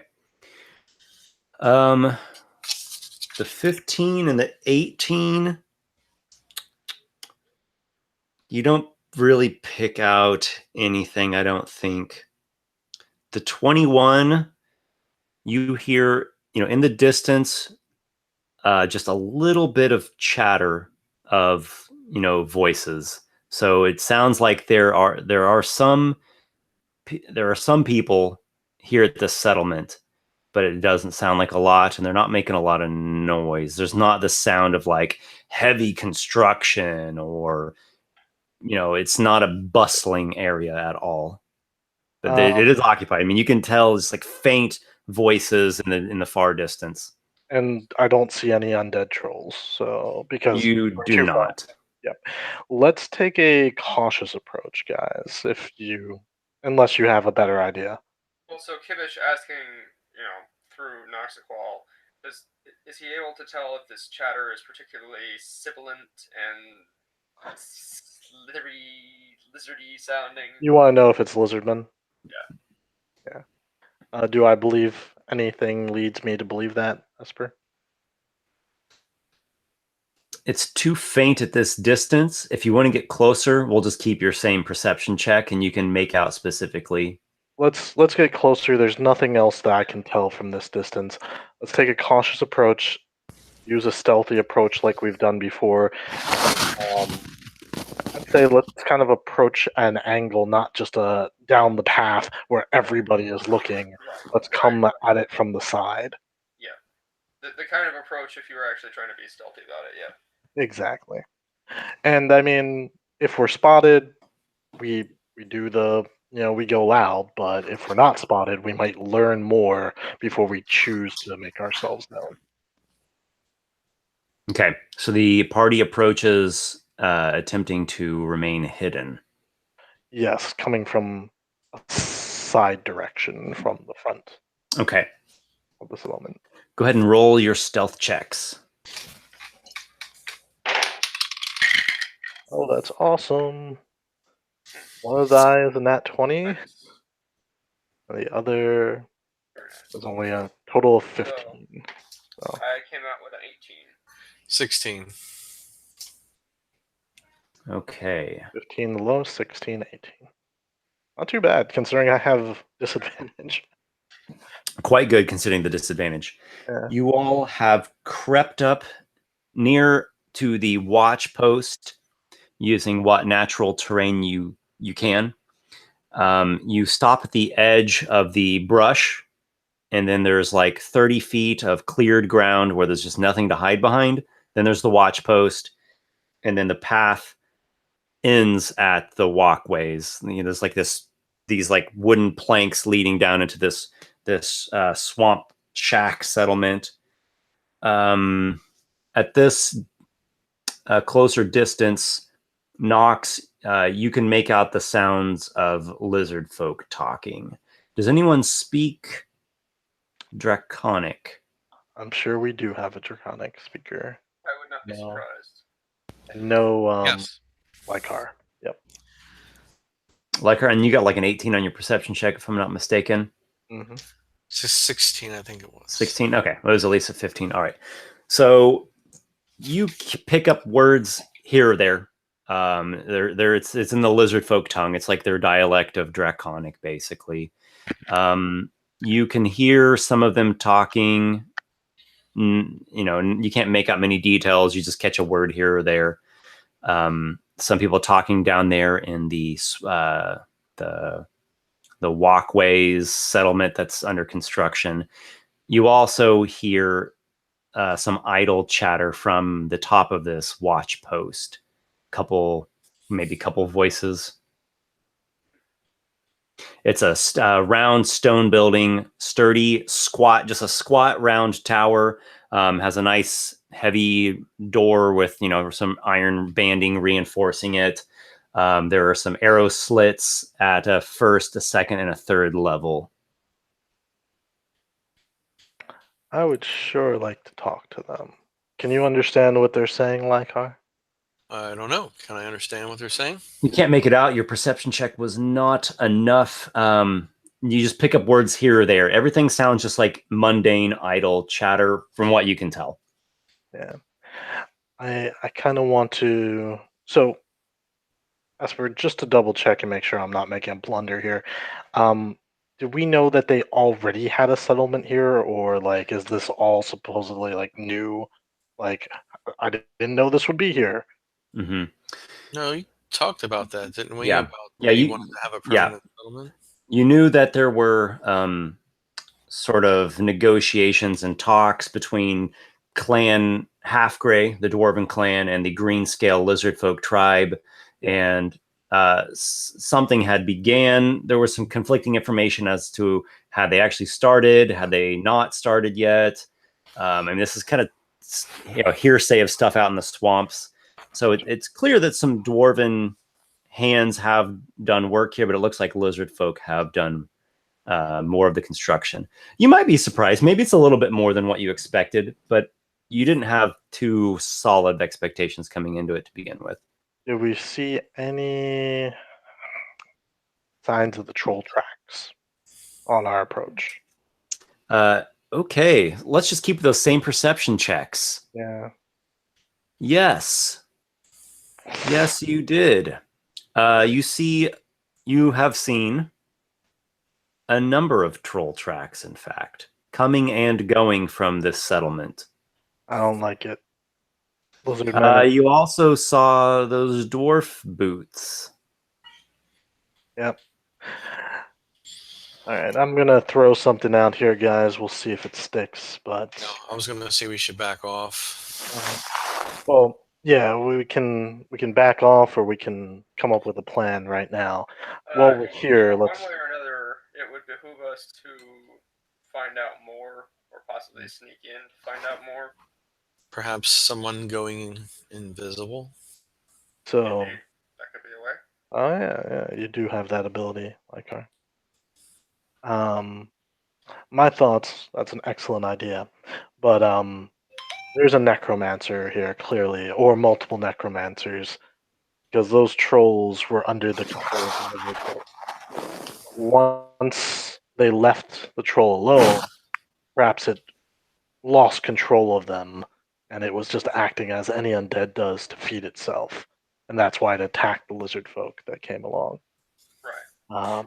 I will jump in here with a very small interruption. You did identify previously that these trolls are not undead. They might become so if they were to continue this like rot thing, or if it got worse. That's not out of the question. But in the state you saw them, they were more like mutated trolls with a necrosis imbuement. Never mind. Okay. Rephrasing that. Thank you, Esper. Mhm. Perhaps there's something here that's corrupting these lizard folk and the trolls from the tour, and it's controlling them in some way. We should I have to assume this whole place is hostile against us, so I think the stealth approach is the correct one. The invisibility, scout it out, and then see if it's okay to approach on foot or not. Otherwise, we'll have to attack, and well, there may not be that many, but I'd rather, before we pull the trigger on the crossbow, be sure that we're killing the right people. Okay. Who wants to go in? Invisible. You can do it on 2 people, I believe. If you use a 3rd level spell slot, right? Yeah, that's Yes. true. One should definitely be you, Lykarr, because you have the versatility of being able to recast it. If Right. Plus, I can understand what they're saying. exactly, Okay. I would volunteer to be the other one. you As can transform yourself, and you'd have some options. Yeah. Right. And also, even invisible people do leave footprints. But Hey man, can you get a little bit louder? It's hard to hear you. Sorry, I'm kind of far from it.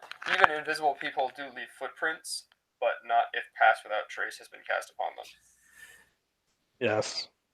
I mean, anyone could benefit from the pass without trace, unless it has to be with you. Like, they have to remain close to you. They do. It actually is Then- itself. Then you two go.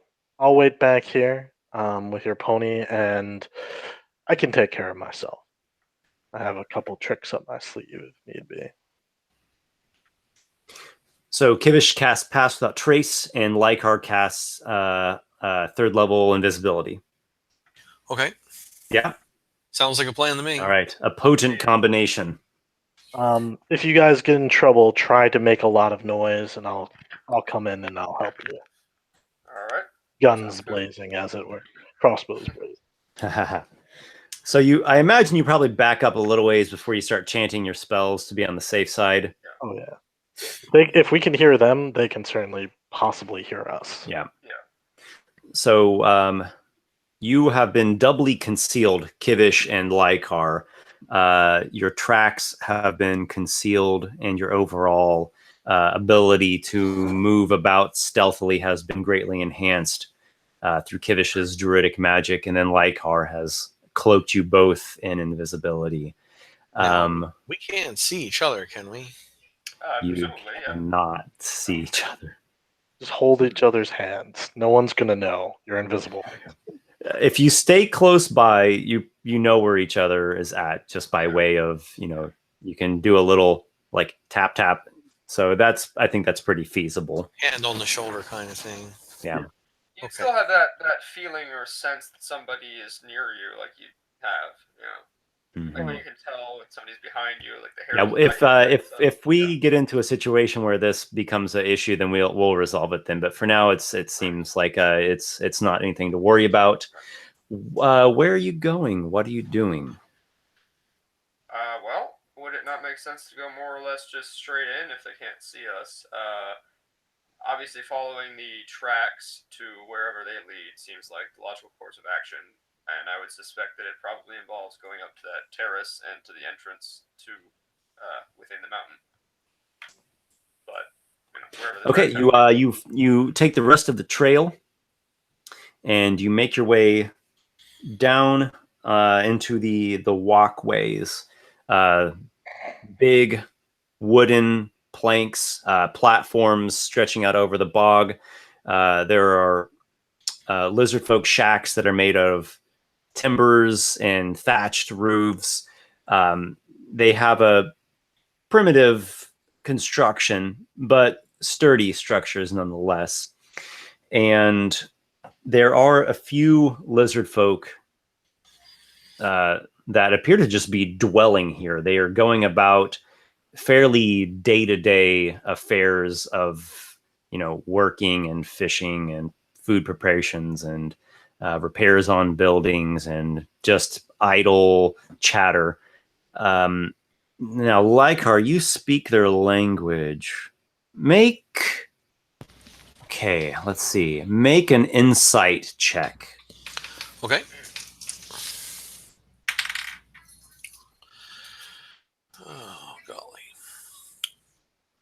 I got 2 plus 3 is 5. 5. Okay. Well, they are a primitive race, but they're not exactly stupid. You listen to them talking, and, well, you haven't learned anything enlightening from what they're talking about.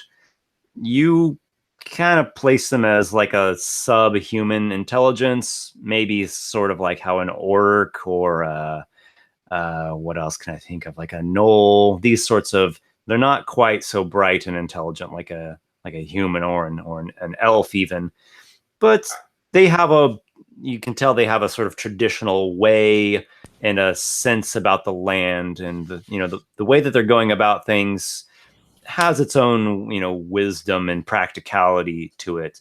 But you hear nothing that really strikes you as interesting or noteworthy, or that you can even really make sense of. A lot of their cultural behavior here is kind of foreign to you, kind of that's kind of weird or barbaric. Their emotions are not quite so intense as a typical humanoids are. They have a bit of a reptilian coldness or coolness to them. You're making your way through the walkway settlement, heading towards the hill. Yeah, sure. Whatever way seems the most feasible. Okay.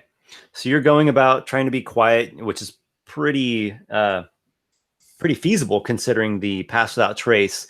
So when you see other lizard folk passing by, the planks are all creaking like, and they got these tails going behind them.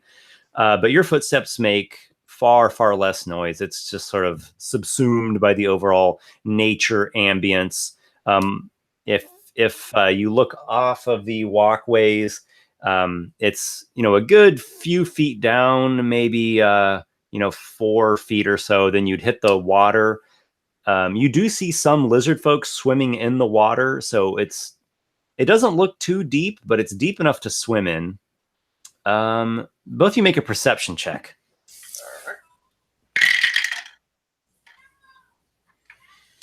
Huh. Okay. 14. Okay. 17. Lykarr, you also notice that in the water there are 2 crocodiles. There are a total of 4 what appear to be lizard folk warriors in the water, and they're practicing some sort of swimming blowgun. What do I want to call this? Fighting style, maybe. So they're doing swimming strokes, and they're practicing the usage of these blowgun darts, and they got these, like lashed together dried reed dummies, and so they seem to be doing some training of a blowgun swimming, maybe skirmish style.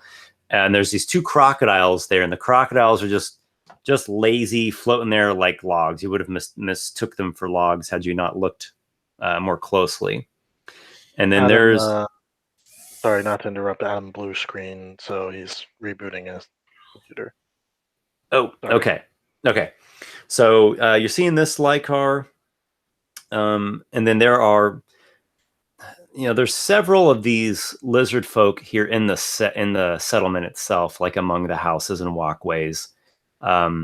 So you're thinking maybe like half a dozen up on the walkways. There's 4 of these warriors training in the water. There's 2 crocodiles. That's about the extent of what you've seen in terms of fighting capability. Other than that, if you spot one, it's going to just be like a kid, an old, not so physically adept one. You see like a pregnant lizard woman.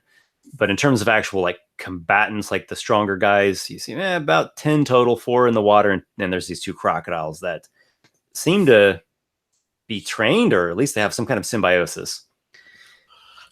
The other end of the settlement, there's this one big walkway plank going up to the tor. So it's going to like hit the hillside. It's a really rocky hill, and there are these steps going up the hillside, eventually to this leveled off area. The leveled off ground is it's 90 feet up there. Okay, well, that's a little bit. Should we wait for Kivish to come back? or should we just? Sure. Do you have anything else that Lykarr would like to do, just where you're at your current position? Well, like I said, I'm basically trying to listen. Obviously, if someone starts talking about a troll or anything out of the ordinary, I'm going to try and listen a little harder and just observe. Okay. You don't hear any talk of trolls. It's all pretty miscellaneous, the bits of conversation that you pick up as you pass by shacks, or maybe a couple lizard folk warriors pass by you. But you're keeping your ears peeled. So far, the talk seems to be fairly mundane, day-to-day affairs. The warrior guys probably have some, crude things and jokes that they make. Okay. Well, I guess. Yeah, Adam, we're looking for come back to us, Adam. Yeah, if we're looking for dwarves, I guess more than likely we're going to head to. Obviously, I don't think they'd be kept in like a little house, but probably a more secure area. So. The tracks did lead down to the walkways, but there was also tracks leaving the settlement too. You and Noxiqual, I guess it was Noxiqual. He picked up indications of a bunch of variety of tracks coming and going. So far, you see nothing that seems to indicate dwarves or captives or trolls.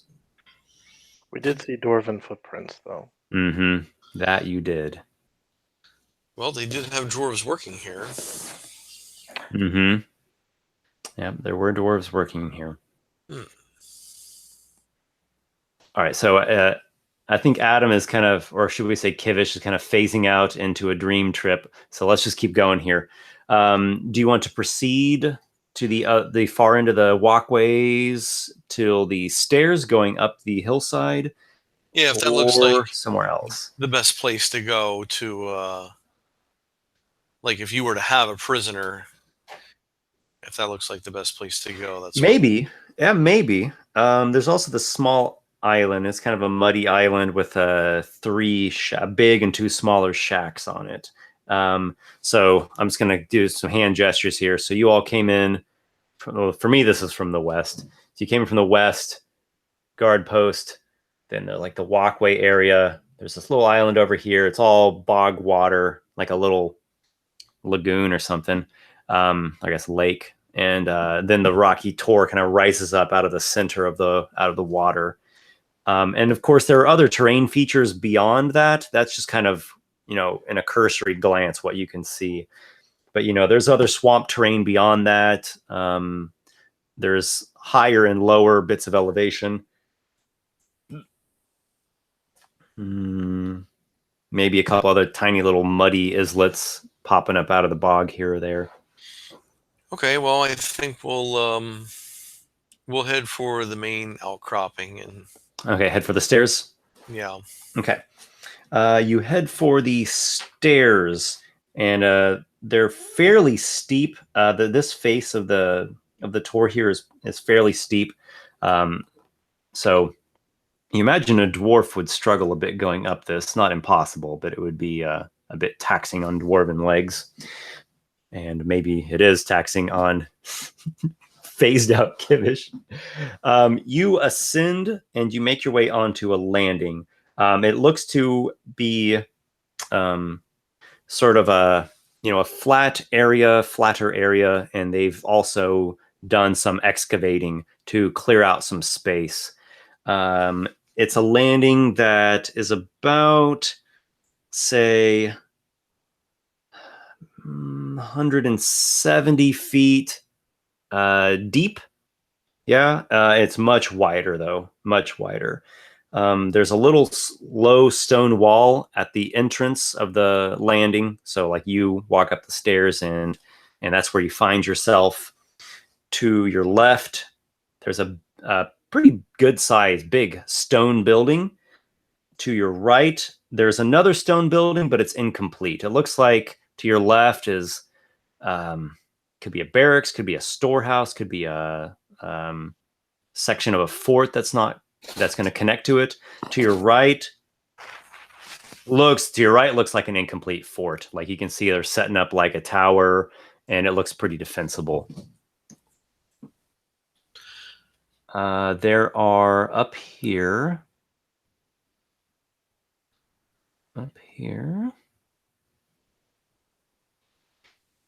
You see a large group of lizard folk. They're split into 2 units. One unit is drilling. They look like they're drilling, combat maneuvers and sparring and such. They're kind of hissing and snapping at each other. They also fight with shields and these like heavy lizard folk club things. Sort of a what's the word I'm looking for here? They almost have a paddle type shape to them. And yeah, I know what you're talking about. Yeah, it's not a maquitl. It's not lined with obsidian. It is like a club, but it's this sort of like big paddle club. It's like a big war club, basically. Mm-hmm. And you see some others that have javelins. Others have these spiky, like they look like a dire snapping turtle shell for shields. So they've got their own particular weapons. And then the other unit is working. Actually, they're working on this fort to your right. Okay, well, The fort is partially finished. It looks like there's probably like a couple main big rooms done, but the greater fort still has a lot to go. And boy, the lizard folk stonework is not the equal of dwarven. Okay, well, can I see? Is there anybody leading the maneuvers that the company of lizard folk are doing? You don't see any captain or sergeant or higher rank. You're not quite sure how a lizard folk organizes themselves. Some are a little tougher, and so maybe they carry a bit more weight just by sheer brute force. But you don't notice any higher so status. Like some big like guy sitting up top and watching, and okay. Not that you see, no. But the 2 buildings to either side, they're shut. The doors are shut. Okay, well, we're gonna poke around to the building to the left, the one that's completed. Okay, so you go to the complete building to the left. It is a large building, asymmetrical shape. It has a big front door, like a big, heavy, reinforced front door, and then there is a side door as well. And I'm getting a message from Adam to Resend the invite. Resend an invite. Okay, so I think we can get him back in now. Tell him to start rolling. This guy's dead.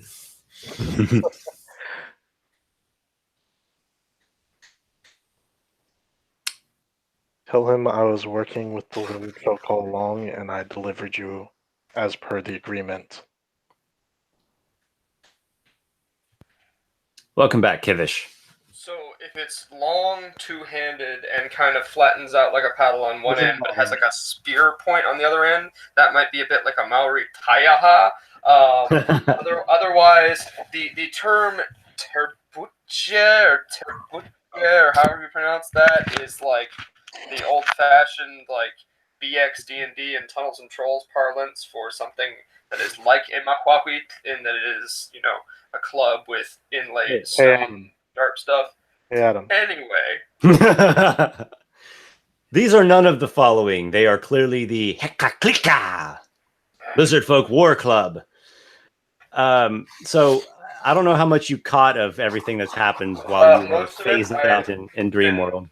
Yeah, I've been following along the chat and the video on my phone, so I caught most of it. Okay, cool. Dreams of the Merqueen were blue, like a crash screen, and decided that my computer was to crit fail, not having a critical error and needing to restart check. Welcome back. Well, anyway, I just made it. There's 2 buildings. One on the right they're still working on it. It's like a Right. fort. And the one on the left is actually a finished building. So I figured we would check that out first. Yeah, the leftmost building is bigger, but only because the fort's unfinished. You think the fort will end up bigger. There's 2 doors. They're both pretty heavy reinforced ones. There's a big front door, and there's a smaller side door, like round back. Right. The lizard folk are drilling in I guess we'll call it a yard just adjacent to this larger building. Right. And so the larger building is the fortified-looking one that looks like it might be a barracks or dwelling, and potentially someplace you might keep prisoners, theoretically. Right? Possibly so. Yeah.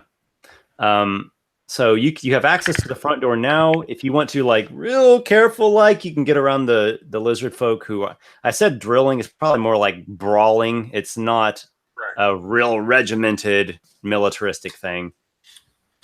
It's a martial art of a sort. It is. Is there any windows or anything we can look in? The windows are open at the moment. It looks like they have these like iron bars and then shutters on the inside. So the shutters are open. They're these iron bar things. You peer through. Inside definitely looks like a barracks. You see sleeping quarters, a place where they eat, a place where they shit, storage room. There's like a room where they like work on weapons, and there's another room where they've got these big turtle shell, spiky turtle shell things being I don't know, cured or dried. Like they're processing some shields in there. Clearly a warrior barracks type of area. Right. And Kivish, as you see this, it strikes you a little bit funny. It's almost like a lizard folk wannabe dwarf style. It's like they took dwarven ideas and kind of like hackneyed them or didn't quite understand them right, but gee, they're sure trying. Right. It's like the Cheesecake Factory. They try and look all grand with all these absurd mixtures of architectural styles that don't fit together. There are a total of 16. You count 16 of these warriors sparring. You don't see anyone inside the barracks. It seems like they're all outside at the moment. Okay. Oh, I've spoken falsely. There's an elderly lizard folk in the turtle shell room. He's prepping a shield. He's an old withery one. Maybe missing some fangs. So Kivish leans over to Lykarr and do you see any reason why we should visit this one? Or should we move on to the other building? Well, the reason why I checked this one out is because they were still building the other one. Sure. I'm just trying to look and see if we can find the dwarves. I mean, nothing appeared to be like a place that would imprison people there. I don't know if you want to try and poke in the back door. We can poke around real quick. Did you hear about the island that's kind of out a little ways? They said there's several structures. Bit. Yes. What kind of old structures again? I'll let Esper explain it. None of these structures are old, but to the other, so you all will say are up here. Then there's the walkways and over the bog with the shacks. There's a little muddy islet over here with some shacks, one bigger and 2 smaller ones. Okay. And other miscellaneous terrain kind of surrounding the area. And you're not really sure what's on the other side of the hill either, but this is kind of what you can see. There's a scream. Oh, okay. Right now there's a scream of pain. Coming from inside the incomplete fort. Can we sound like a lizard folk? Right. Presumably in the throes of being thrown by a fellow lizard folk that he's training with, but maybe worth going over to check out. It seemed quite tormented, this scream. Okay, well, maybe we should go investigate that side. Yeah, that sounds like a good idea. Yeah. You go over to the incomplete fort. There are a couple, what appear to be a couple of rooms that are finished. Then there's a total unfinished section, and the lizard folk that are working on building it. Did I say there are 16 sparring? Okay, there's 16 total. So half of them were sparring, half of them are working. The lizard folk that are working are basically frustrated. They haven't got the stone working thing figured out quite so well, at least not this dwarven style. The dwarven style stone working is still flustering them a bit. They're arguing, they're getting tired, they're not quite sure how to do everything. And honestly, some of them just seem lazy. You see a couple of them that are just sitting on their ass, not doing much of anything. I mean, to be fair, anyone who's not a dwarf is but a child when it comes to understanding dwarven stonework and the depths and the levels of complexity and sophistication to which dwarves can shape stone. Which the lizard folk clearly do not possess. If you walk through the construction area, you can get inside the place. There's going to be like an unfinished wall, and they haven't even put in the arch of the doorway yet. Or you can go through the front door, which is shut. I feel like the unfinished wall is probably where they would least expect us from, as opposed to the door. All right. You enter inside the incomplete fort. The first room that you see, you would describe as a meeting. It's a hall of some sort, maybe for meeting, maybe for feasting. There is a shut door, and the screams are coming from the other side. You can hear them muted, though louder now that you're close. You hear a couple of shouts as well. Something Lykarr, you hear something about this will teach you that you're going to, we're going to skin you alive and hang you up for all the others to see what happens to a turncoat. We're going to skin you alive, flay your scales one by one, then all will see what happens to the betrayers.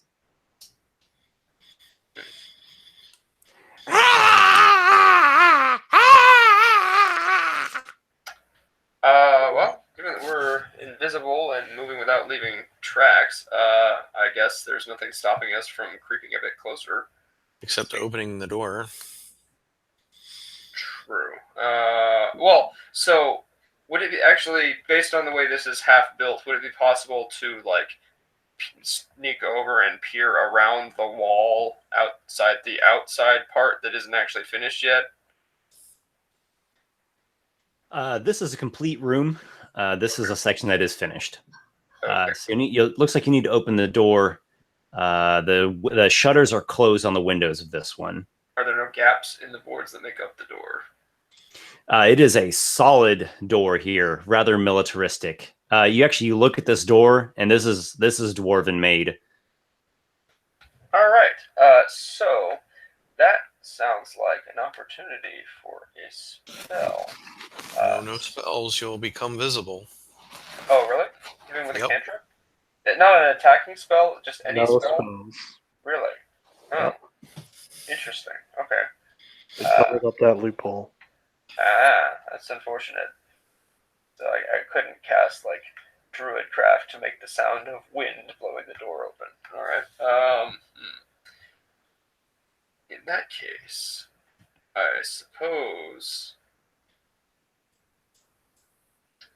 I'll just have to make the sound of wind just as is. Just slowly, gently open the door just a crack. All right. You make a sound of gusting wind with your mouth. Take hold of this dwarven knocker, it's a big iron ring thing set in with a big stud. Oh, it's You a open- pull door? Oh. You open it a little crack. Maybe It's not a push the button type of door. No, you I mean, like a push as opposed to a pull. Like you give it a little pull. You peer your invisible head in. You see a we'll call it a jail. The cells are made of iron bars, crude yet effective. There are some captives. They're all lizard folk in the cells. Let's see here. There's one warrior-looking guy by himself. There's an empty cell. There's a cell that has a couple elderly lizard folk.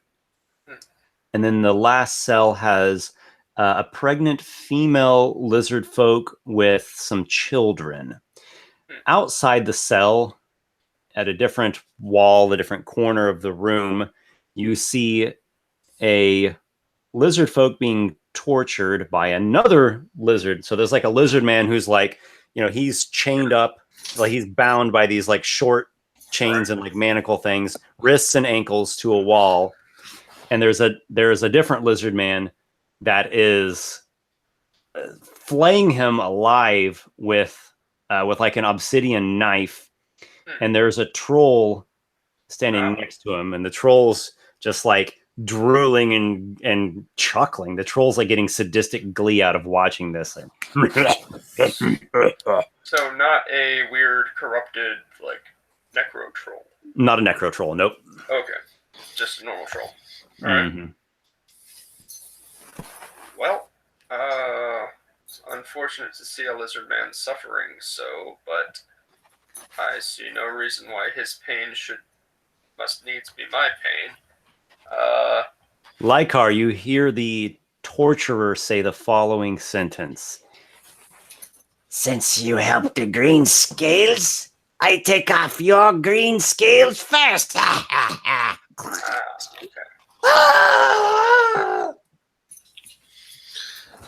Okay, well, apparently we have some faction issues here. You are saying these are not the green scales in here. Apparently not. Well,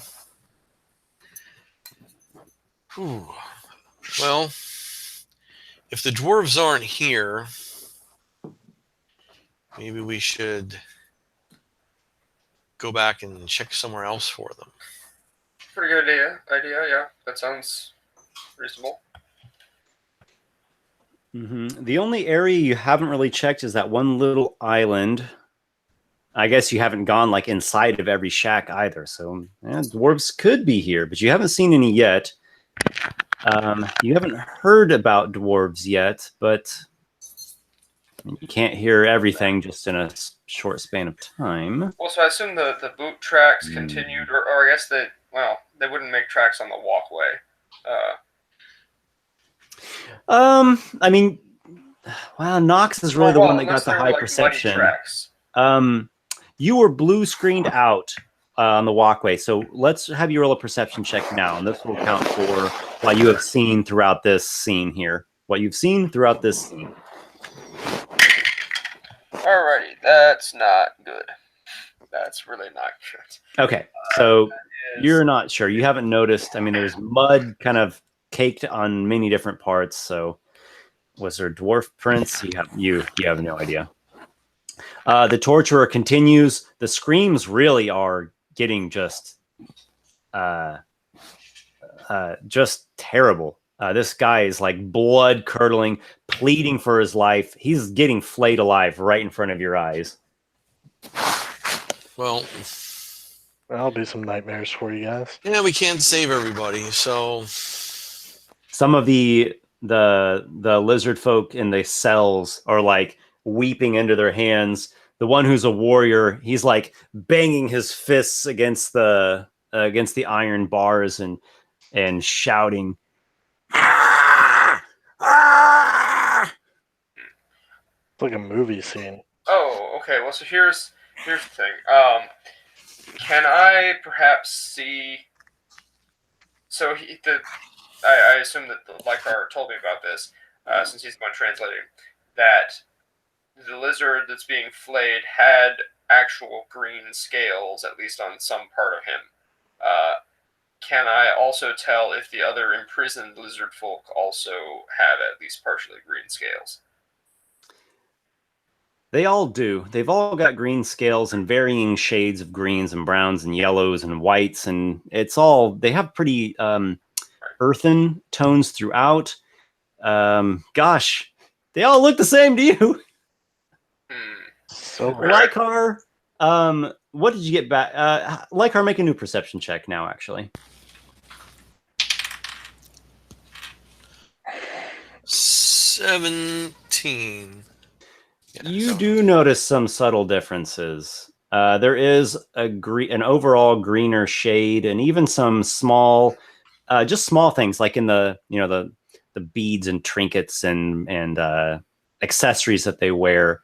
There are some small differences, and it's like it's kind of hitting you now in this severe moment as this guy's screaming, slowly dying in front of you. You're like, whoa, okay, yeah, this really does look like two different tribes of lizard folk.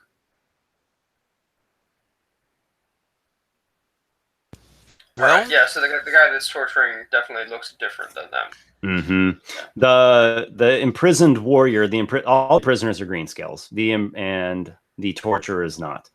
Yeah. Though the warrior who is beating on the iron bars, he shouts curses. He refers to the torturer by the name of Chica, and he says that they are going to visit vengeance upon the Hydra until the last, every last one of them has been slaughtered. Huh. Referring to the Hydra being something to do with the torturer. Yeah, the way that Lykarr understands that through the lizard folk tongue is he referred to their tribe as the Hydra. Right. Okay. Mm-hmm. All right. Well, so there's a troll in here and a regular lizard man as far as potential hostiles. The torturer himself does not wear armor, but you haven't seen any lizard folk that do yet. They have natural thick hide. He's got this nasty obsidian dagger. He has a short bow as well. Well, if I were lawful good, I definitely might be inclined to try and help this poor tortured lizard man. But it might unfortunately be a case where it might put us in more jeopardy than it would do him good if we were to really interfere in this. I think we should just... Unfortunately, I don't think we can save this guy. I mean, if he's already been flayed, he's probably going to die. But well, they're saying he's being flayed. Also, you can survive that for a surprisingly frighteningly long amount of time.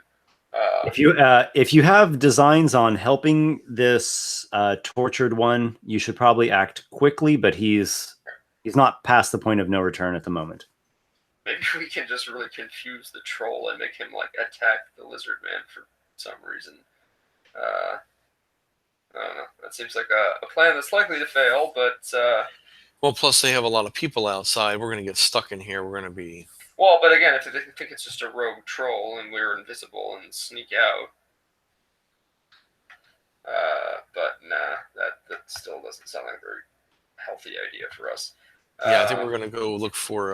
yeah, they've got a lot of strong guys outside, and then down in the walkway settlement, there are several down there. Not as many as up here, but... By the way, we did complete a long rest over that night, by the way, right? Yep. Okay, well, I'm already down 1/3 level spell, so... Right. I think we should look for dwarves, and then we can... if we get some dwarves, maybe we can reevaluate what we're going to do. Yeah, that sounds about right. I think dwarves might hold a grudge. Probably. I mean, they do live a long time, and they're, stony. Outside, I've got this flower. I'm plucking petals off it. You have a place for Morbid? Don't nuke the place from orbit.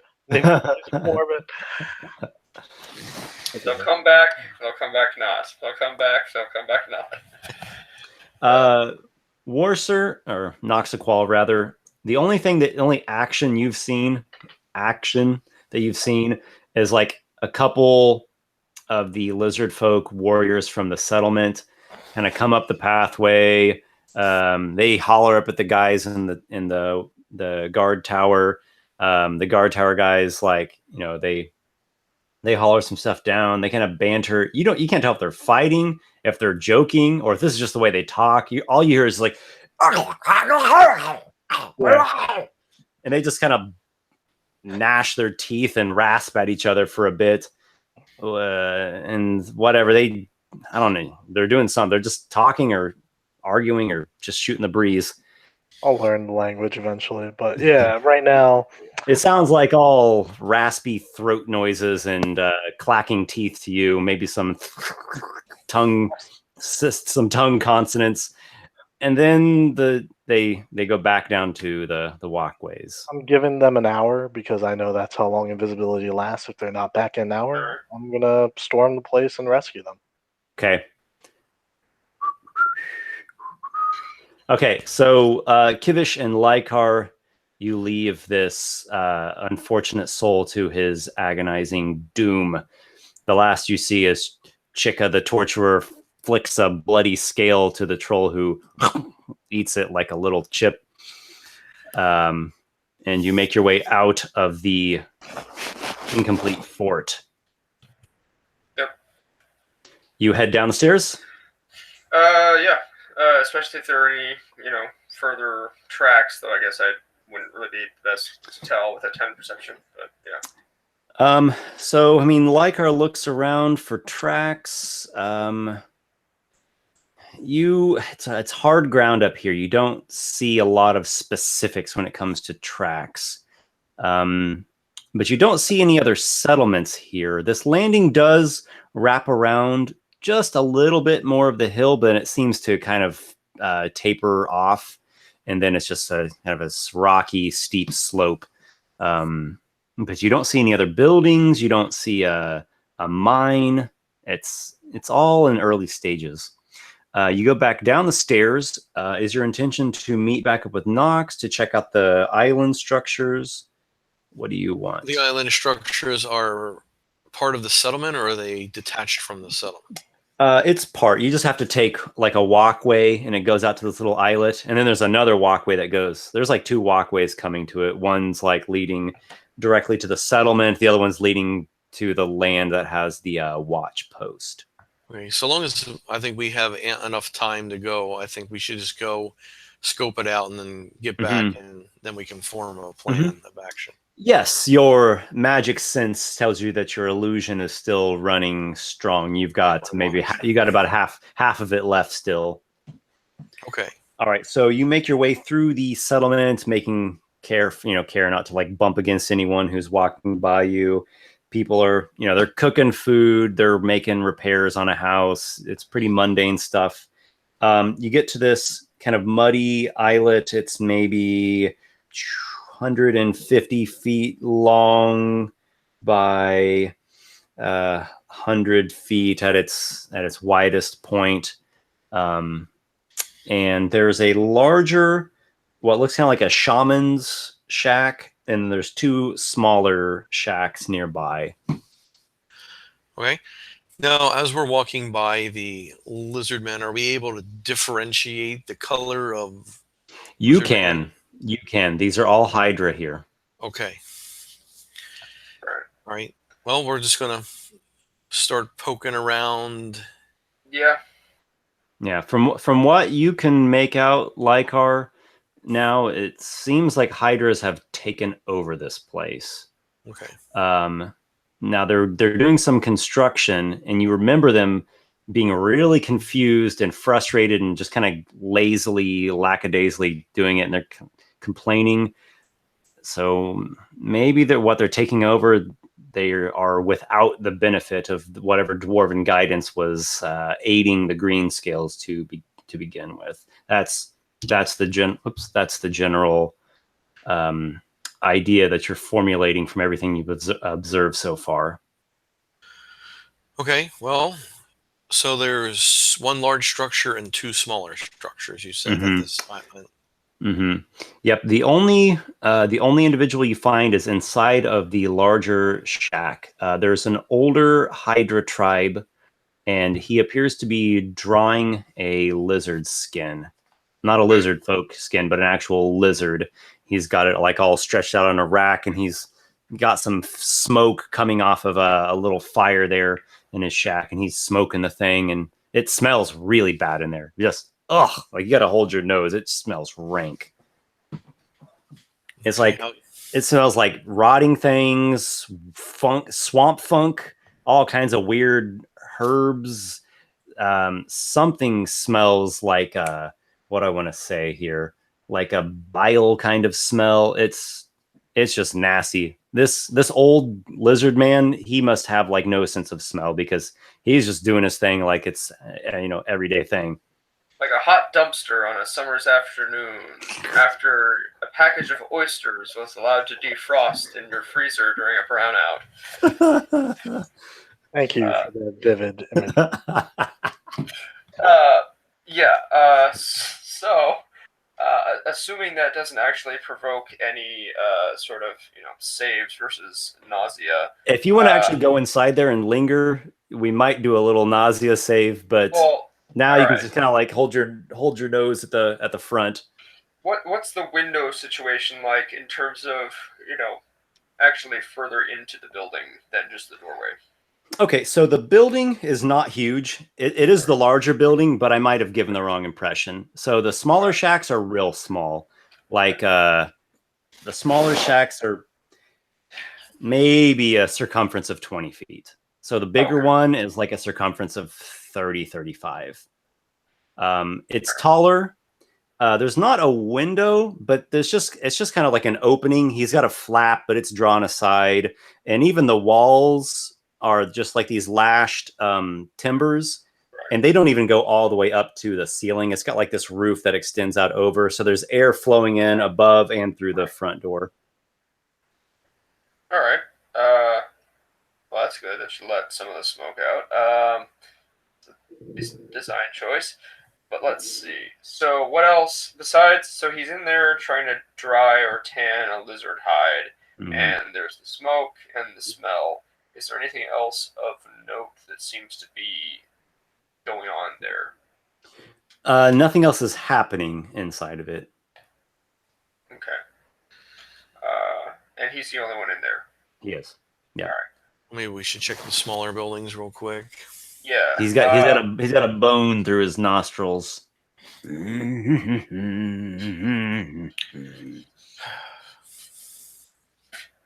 I got a chef's hat and like no chef's hat, but he's got an old crest with like some chunks nipped out of it. I mean, you got to start somewhere with your recipes. Yeah, so at least for now, it seems like this is interesting to know, but maybe it's worth checking out the smaller huts before doing anything with this one. Yeah. Lykarr, what do you think? I think that's a good idea. Because if the dwarves are obviously, we're trying to see if we can just locate them here, and then we'll go back and make a plan, even if they're here, which we don't know for sure. Mm-hmm. So I guess we'll do our best checking out the. So you peek in the shacks. You can look into the smaller ones. You can look into mini shacks just at their front because most of them just have the flaps pulled aside. There are a couple shacks that the flaps are closed. A couple of them even have like this sort of like semi-rickety lashed up door that can swing. But even so, it's easy enough to get close and kind of look in the gaps. So you go looking around. We'll say this kind of will finish out the time on your invisibility. You've seen no traces of dwarves. All right. So would there be a place to duck into when we are becoming visible again? You can go back to Nox and just take cover again in the natural brush, or you can stay in the settlement if you want to stay here among the walkways. No, I don't think that's a good idea. All right. Yeah. I'm gonna mention to Lykarr. I think maybe they are inside the hill. Very possibly. So I think we will need to. We'll go back out and we'll have to form some kind of plan. Yep. So Bite the tip off of a cigar and cue the A-Team music for the montage of us constructing some kind of an armored vehicle to drive our way in there. When a plan comes together. Oh, speaking of vehicles, you just jogged my memory. You do see, you happen to see this as you were going through the walkway settlement. There are some rafts. What do we have here? Where we are. There are a few wooden rafts. They have enough room that you look like you get 2 people on it max, and they have oars. And then you see one dwarven watercraft. The dwarves call it a Bayou Betty, and it's a dwarven kind of crank paddle boat. It can hold up to 8 riders. Like typically 8 dwarves will fill this thing out, and there are these kind of like medieval wooden crankshaft things that power like these big paddle wheel things at the back. Nice. So you see this one swamp dwarf paddle boat thing, and then there's a few basic rafts, like just basic lizard folk rafts. All right. That looks nice, although I imagine we wouldn't want to take it because it would make a ton of noise and just disturb every inch of sediment for miles around. But anyway, yeah. The party rejoins. Yeah. So this is like staggered a little ways west of the Watchtower, there in like the swampy ground where Nox is plucking petals off of a flower, looking slightly concerned but mostly bored. So what did you guys find? A whole lot of nothing. But you do have some good information. Yeah, we were going to relay. I mean, he's heard what we talked about, so we're going to relay all the information to him. All right. Well, here's what we do. We need to talk to those prisoners. We'll know if the dwarves were here or not. Yeah. So you said 16 lizard folk and a troll? I think that was the total on the shelf, including the torturer and then the troll, and then there were, of course, the greenscale prisoners who were like up on the higher shelf. Up on the higher shelf, they counted 16 Hydra warriors. Mm-hmm. Chica, who is the torturer, he seems to have some status, and then this troll. There are also some warriors in the little bog settlement, and you believe there are 2 or 3 warriors inside of that watch post. Okay. Yeah, I say that we get those prisoners out of there. Oh, so I don't forget Lykarr and Kivish. You have each earned half a milestone. All right. Well, Lykarr's ready to level up. I'm even further behind now. Oh, I haven't even looked at that. I've been very busy. All right. That's what I get for staying behind, falling further behind. But no, it was good. So here's my plan. We're just gonna go and do this. There's 3 warriors in the Watchtower. Why don't we kill them? I can raise the spirit of one of them as my specter. I can send that in to, shall we say, selectively eliminate some of these threats. Or he can come with us and fight with us, one way or the other. Yeah, no, that's a good idea. Can we kill? I wonder if they have some kind of like alarm system, like a drum or a gong don't or know. something. That's going to be the Watchtower, and probably there's no way to kill all the signals inside the place. I think our best bet is to take out the Watchtower, though. Then you said there's a plank along walkway to the huts. Yeah, so after the Watchtower, it's essentially the end of the path. You could almost think of it as like a little peninsula, and splitting off from that are really two immediate planks. One will go right into the settlement. The other one goes to that little island with the shaman funky hut, and then it's got a plank back to the settlement. There's a bunch of little walkways and shacks. Mhm. Okay. I think we'll have a lot of company pretty quick. I'm okay. Well, I mean, we're the company, but yes. Everybody make a nature check. Sure.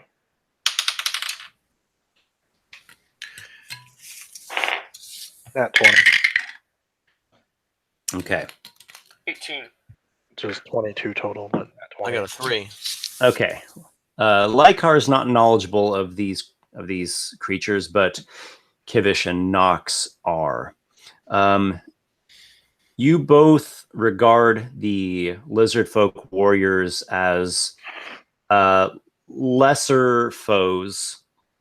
Now, getting swarmed by a bunch of them could be deadly, but in smaller numbers, you feel very confident in being able to dispatch of them. Right. Kivish, you saw that Hydra, kind of a elite warrior, we'll say, the torturer. And the troll. From what you know about lizard folk lore and culture and such, you regard him as notably stronger, yet still nothing that you don't really feel too worried about him. You're like, I could tear him limb for limb if I had him in one-on-one in a match. Yeah. The troll, well, The troll. we all know trolls are powerful, quite powerful. The troll is in terms of single combatants, the troll poses the biggest threat. Right.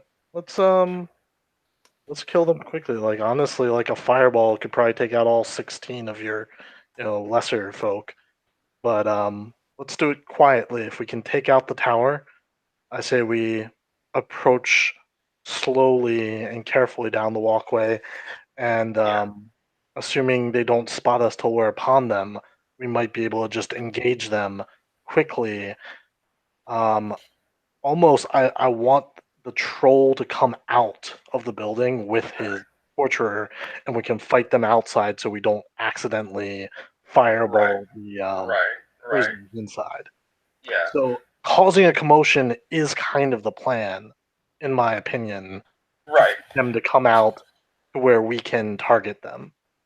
Well, it would be probably best if we could somehow startle the troll and get him all upset and attacking stuff at random so that they think it's just a rogue troll. But yeah.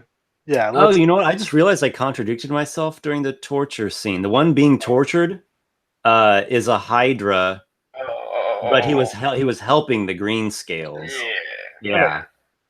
I mean, sorry. Traitor. Yeah. Yeah, that's why I was calling him a traitor, and he was. Yeah, sorry about that. It could have been a green scale that they thought was could be a racial traitor. Yeah. No, he was a Hydra who was secretly helping the green scales, and he seemed to have a connection with that one warrior, the one who was pounding on the bars.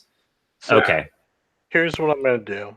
So we take out these guys in the main watchtower, hopefully without too much trouble.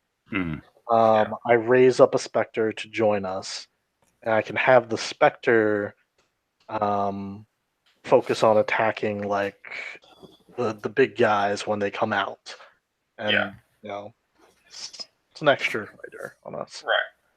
He's sensitive to sunlight, so he's gonna have some bad stuff while it's sunlight out, but once he gets inside a building, he'll be fine. Right. And if we do manage to lure the Sorcerer and the Troll out, somebody, either the Spectre or one of us, can sneak into that building and free the prisoners, which can at least cause a Spectre diversion. can just walk through the walls, but yeah, no. Oh, actually, perfect. Yeah, have him just go, or he can't interact with physical stuff. Why not? Can it? I don't know. I mean, he can attack physical stuff. Well, so then it could Doesn't use his probably strength score. open the cells and let the prisoners out, and at very least they could, give a useful distraction. You can't just open locked doors. That's not Okay. how that works. But yeah, I will. Well, I mean, it can't do something to pick the lock. Let's just kill everyone, and then we'll sort it out. All right, the old Payday 2 stealth mission where if there are no witnesses, it counts. Okay. All right. All right. All right. So, what is your first move? First move is we get to that place where we were before, where it's like 30 feet away from the Watchtower. Okay. Right. Can we see the 3 on the top of the Watchtower? Where are they in relation to the top and bottom of the tower? So it's 3. You can, from what you can tell, it's 3 stories. So it's not incredibly high. It's more squat. It's round. It has 1 entrance. This nice heavy guard door. There are arrow slots on all 3 floors. The guys are inside. When the group came and interacted, the guys were like shouting out from the arrow slots. Are there any blind spots on the Watchtower where they couldn't, like, they're not looking behind them or anything like that? The back part of the Watchtower, like the very, very little back edge, it'd be the northernmost little part, actually is bog water. And it looks like that's a blind spot there. Does that bog water connect to any other bodies of water? The whole, it's like a big, think of like a big lake. Yeah. So it's like a big lake. The center of it is taken up by the big rocky hill. The settlement kind of connects the Watchtower section of land to the hill. Then here's my question, Esper. With my breathing underwater cloak of the manta, could I dive under the water, swim around behind the Watchtower, come up behind the Watchtower, climb the Watchtower, and kill them? Well, climb the Watchtower from behind. The climbing would be challenging, but not impossible. The difficulty is going to be those arrow slots. How to attack through those? So where's the opening of the Watchtower? Is that the base? So I have to go in? Actually, the arrow slots aren't even on the back side. They're really all around, but just that last little back bit, like say this is the edge, the wall of the tower, it just like hits the ground and goes, and then the ground just goes straight down into the bog. So I guess that's the blind side, but you don't see any entrances. So there's no doors? Where do they? The front door. Oh, so the like heavy door at the front's the one that I mentioned. That's the solitary entrance. Then how about this? Use the same method of approach, but once I'm on their blind side, stay close to the base because the arrow slots look out. They don't look straight down. So I get to the front door, open the door, and go in and kill them. Ideally. How are you getting in? Through the front door. Okay, so you want to go up to the front door? I mean, I'm going to go around through the bog, come up to the back, and stay close to the base of the Watchtower to see me approach. Does that make sense? Okay, so Nox is kind of like looking at this, and he's thinking, "Oh, if anyone just looks out, well, if they're all up in the upper floor, they may not see you." I assume that they were. Are there any on the ground? You don't see anyone on the ground. Okay. So far you only saw them, like you can see like their faces, and they were like shouting with those guys, and they were at the top floor. Yeah, you guys stay here. You're 30 feet away, so when shit goes down, you'll rush over. But this will get me the surprise round potentially. What I'm going for. I just want to make sure, Esper, you understand what I'm doing Mm-hmm. Yeah, you're going into the bog, creeping up behind, and then skirting around to get to the front, the tower, to the because front door. ideally they don't see the front door. Yeah. Mm-hmm. Yep. Anybody else have any bright ideas? Can you teach me how to say in Draconic, "Open up"? No. Well, I guess I could tell him the words. Okay. So I'm probably gonna, like, teaches you how to say "open up" in Draconic. Kakabra. Macabre. Yeah, because I'm gonna like pound on the door out of sight and shout that, and then they come to open the door and they're like, "What the fuck?" and then run them through. As long as they don't see you coming up to the. And that's the whole point of sneaking around the back. Yep. Yeah. All right. Anyone else have anything to add to the plan, or are we going? Yeah. That's probably it. As long as we got a guy flanked around the back, we can just go in from the front and do more damage because they're confused. Okay. I mean, is there any chance of like creating like a distraction with like prestidigitation, however you pronounce that spell, like I will leave that to your discretion, but like a water splash, like on the other side of the water, or don't do any of that right now. Let me try this without any interference, because anything more might draw attention to me. okay. So let's just play it out. And Lykarr, if there comes a moment that you would like to use prestidigitation, you just let me know. Exactly. And we'll see what shenanigans ensue. All right. All right. Hopefully we're not rolling characters on our next adventure. I have faith that we can handle 3 lizardmen. Yeah. Oh, the 3 I'm not worried about. Noxiqual, you of a whole tribe, yeah. you pull up the hood on your mantis cloak and you slip into the water. This gives you breathing and a swim speed, does it not? Correct. A 60 Excellent. swim speed. Excellent. Not the most pleasant water you have ever breathed. That it is rather brackish here and tastes of toads, but you are no worse for the wear. You slink around through the murky bog to the backside of the tower, and there you grasp the steep ground and you reach up for the base stones of the tower. Make an athletics check. Yeah, I'm reminded of like a marine coming out of the bog. Let's see. Athletics. I've got some athletics.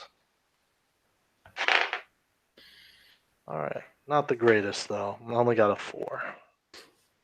Sploosh! Well, that made a lot of noise. Okay. I splooshed behind their tower. I'm going to try again. Okay.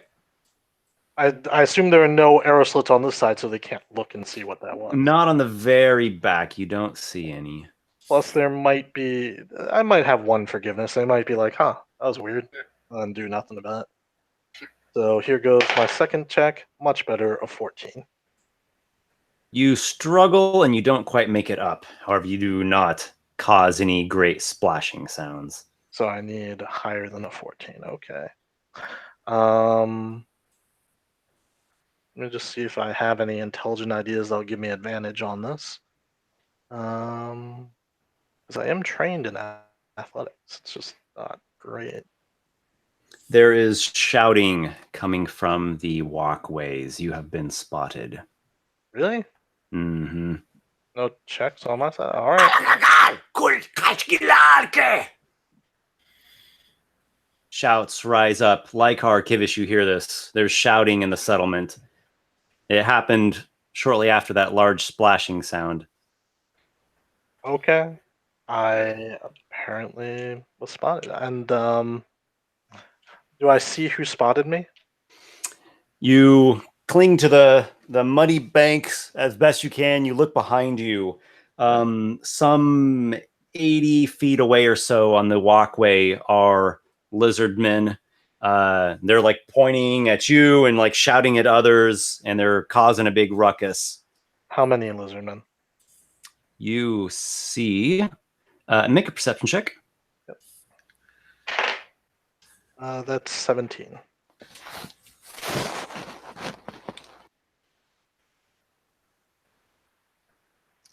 Okay.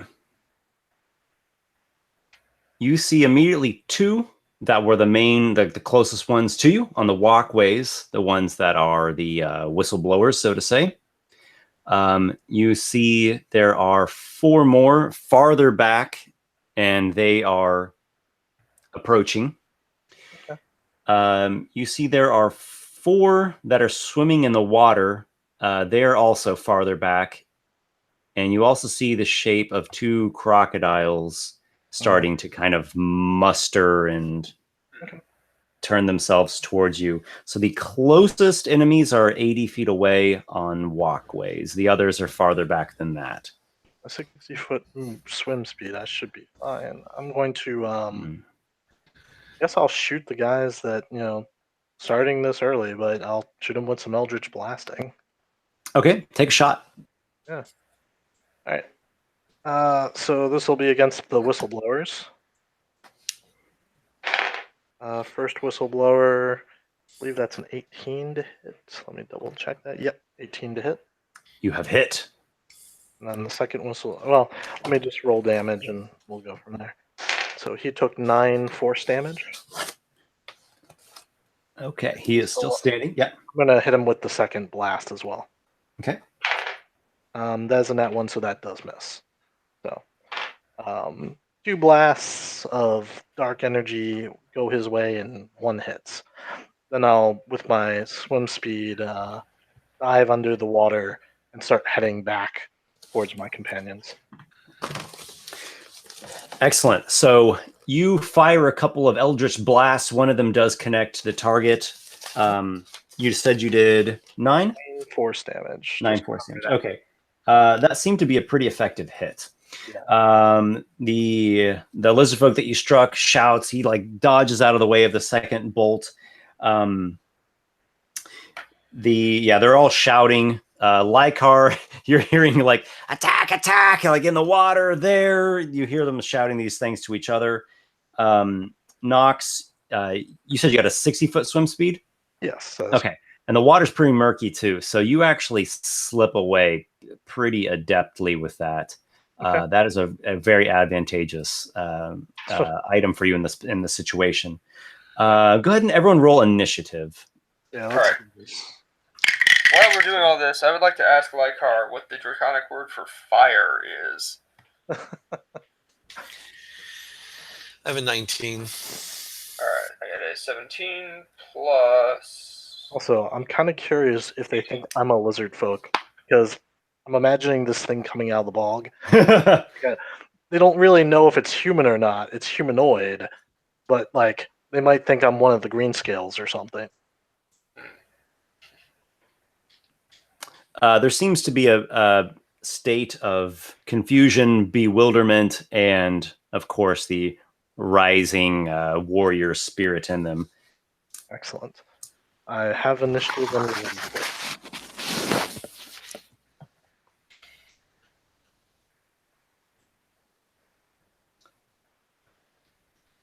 Okay, give me 1 second. Yep. Fine. And I'm a little excited for this. I'm not gonna lie. It's just a large group of weaker foes can be a very fun. Who got the highest initiative? I got an 18. I also had an 18. 19. Woo! Okay, 19 Lykarr. Who's got the higher dex score between you two? I've got my dex score 16. 16? Mine's a 14. Okay. Lykarr, you are hearing shouting. Your ally has been spotted. He was floundering around the other side, more or less in broad daylight. It was at least in a straight view of the ones on the walkway. They're kind of mustering. You hear lots of shouts. What do you do? I didn't realize there were people standing on the walkway. That's my fault. Oh well. Yep. So we're still going ahead with killing them all? Yeah. Okay, well, I guess I'm going to, oh golly, I guess I'm going to try and get over to the door and see if I can get it open. Okay. Lykarr, you go to the door. You give it a pull. It's not opening. Noxiqual. All right, can I get up on some land now? Out of Okay. Right, you get out of the water. You're up there on the bank with the mud and the reeds and such. Your allies are, yeah, they're nearby. I'd say within one movement you can get adjacent to your allies. I'll move over to the Watchtower if I can from the shore where I'm at, and can I see the people on the walkway again? Yep. I'm gonna. Yeah, the ones in the back, they've got some pretty good blockage just by way of the shacks and the structures. But the closest two, it's a fairly open, clear view right to them. Yeah, I'm gonna hit the one that I hit before if I can with another Eldritch Blast. Sure. It's like a range of 120 feet, right? That's correct. Okay, yeah, you're still in range with them. They're maybe 90 feet away from you. Unfortunately, I missed with my first blast. Okay. And does a 13 hit? 13 is not a hit. Yeah, I rolled terribly on those. Your shard of, I think it looks kind of like dark shards right through the air. You slash, he deflects it off of a turtle shell shield. And yeah, no, I'm good. Kivish. All right, so I'm of course reacting to this sudden fight, but how many of them are near me, and how near me, and are they actively attacking me? None are near you. The closest ones are going to be like 100 feet away from you. You're sort of in the reeds and the bushes, then the bogs after you. Then there's like two on a walkway. It's like part of the walkways that are going to eventually lead on to the Watchtower. So they're like 100 feet. They're the nearest ones to you. Did Lykarr actually tell me the draconic word for fire?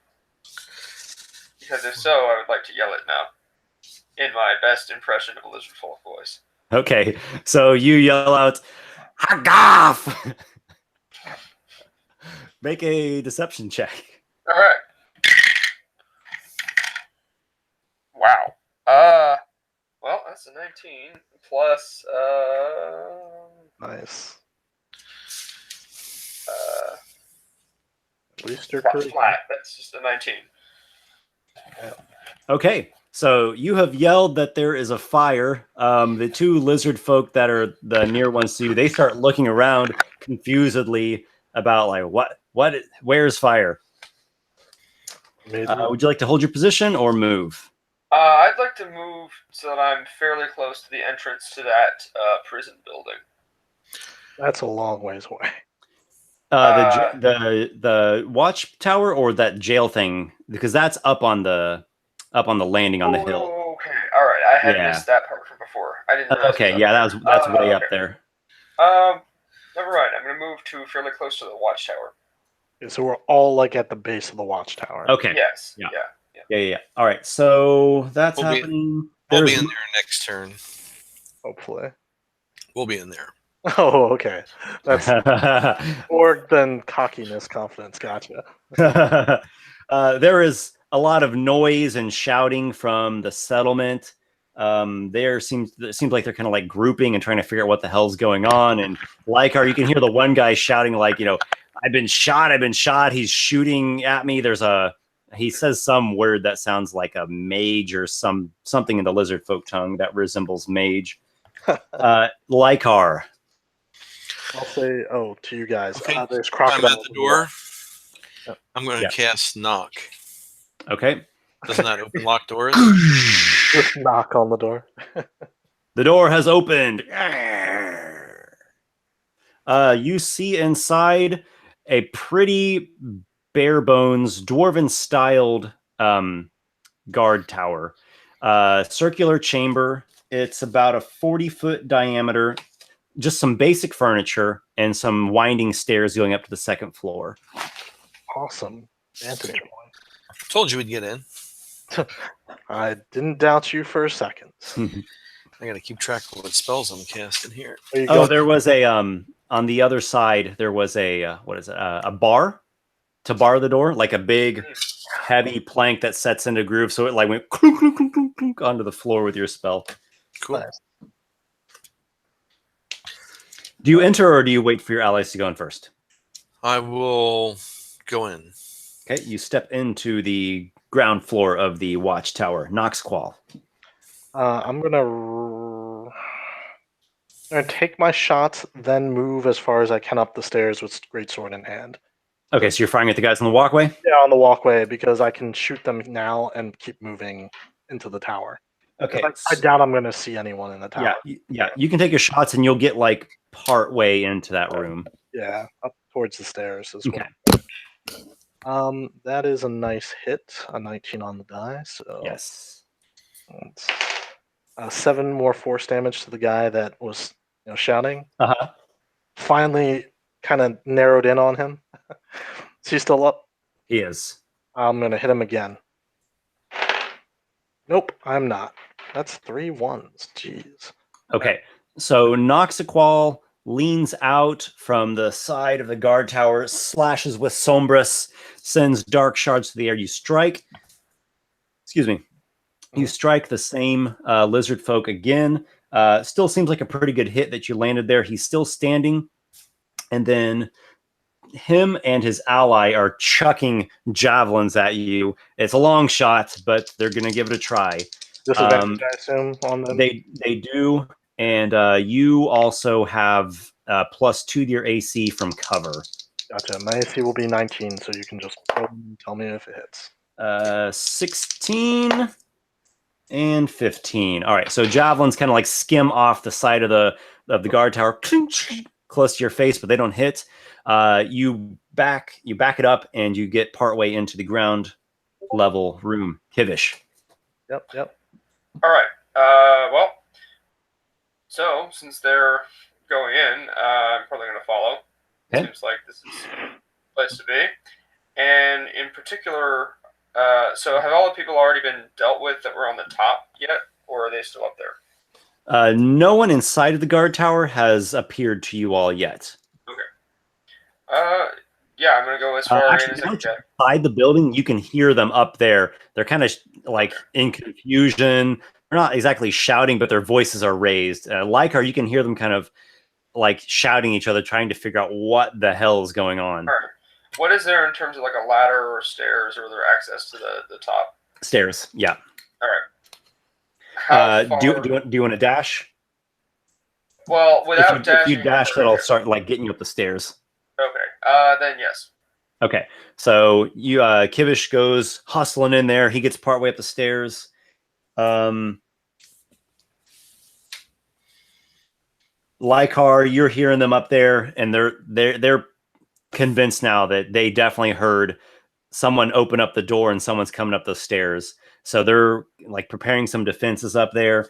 You hear a sound, and this is actually a sound that you have heard before, Kivish, of like a dwarven war horn or guard horn being blown.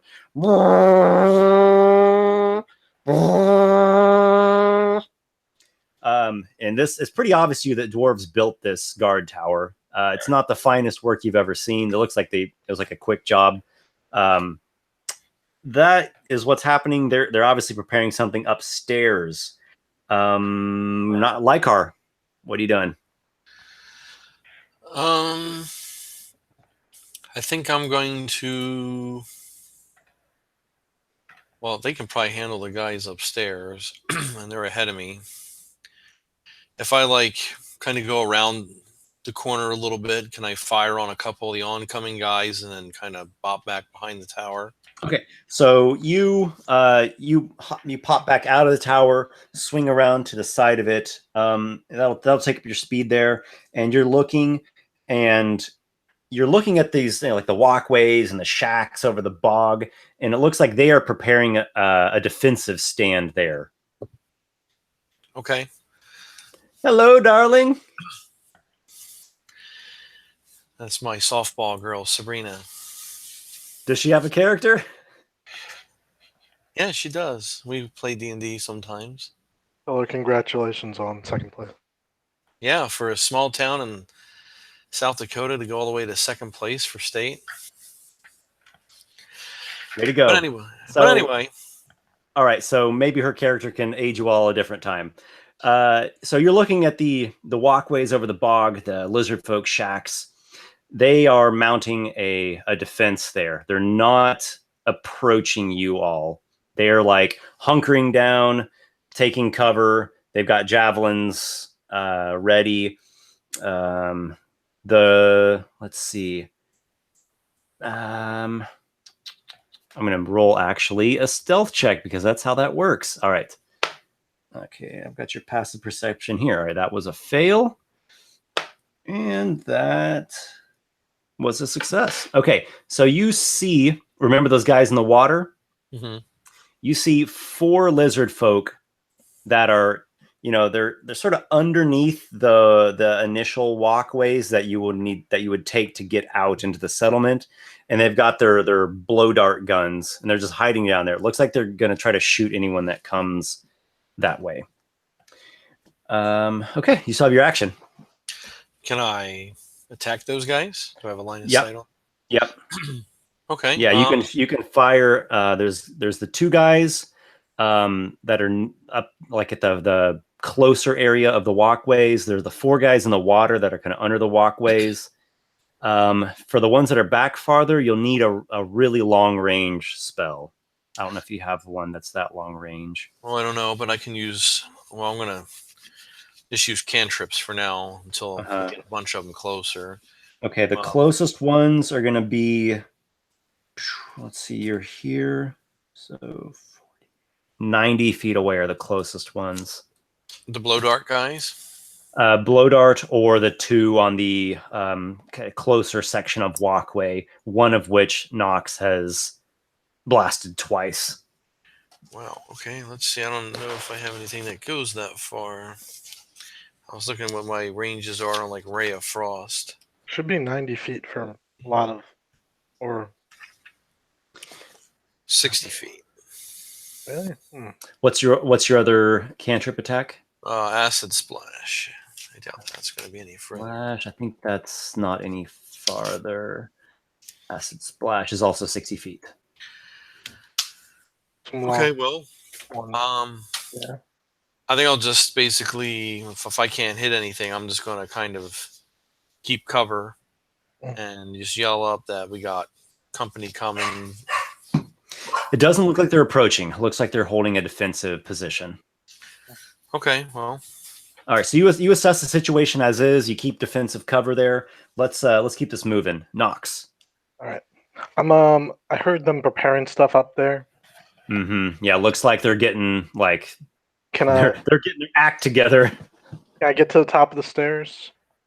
Let's see. Your speed's 30 feet. Mm-hmm. That'll get you up to the 2nd floor. Okay. Get me to the 2nd floor. What do I see? All right, you get to the 2nd floor. Here you see some more basic furniture. You see some tables that have scraps of food that they've eaten. It's pretty Spartan up here.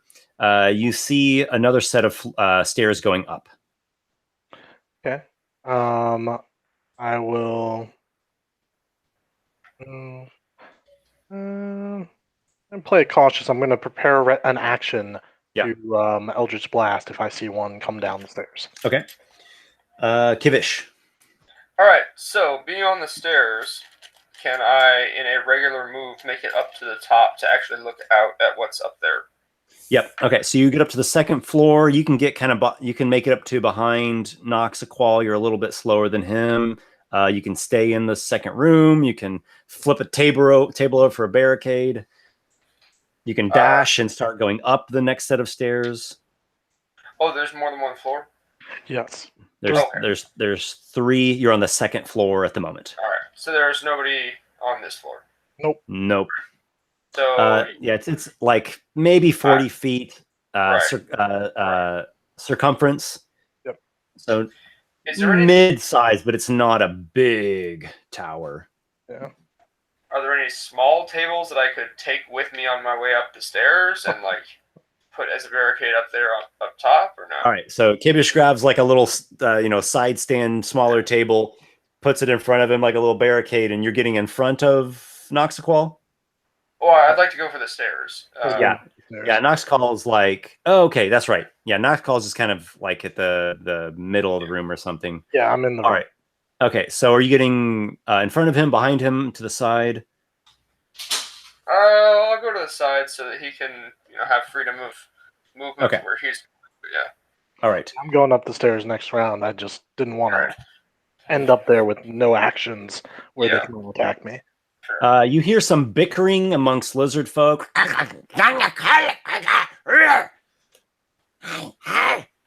A lizard folk peers his head down from the upper thing. He's got some pretty serious cover. Go ahead and take your shot. You can have your pluses to AC. That's fine. Yeah. Here comes the shots. Does a 16. A 16 strike, just strikes the wall near his head. And then that's not going to do it either. So basically, like 2 blasts, hit the wall right next. And his head just he just shoots back. He's shouting to the others. They're doing something up there. Lykarr. Yeah.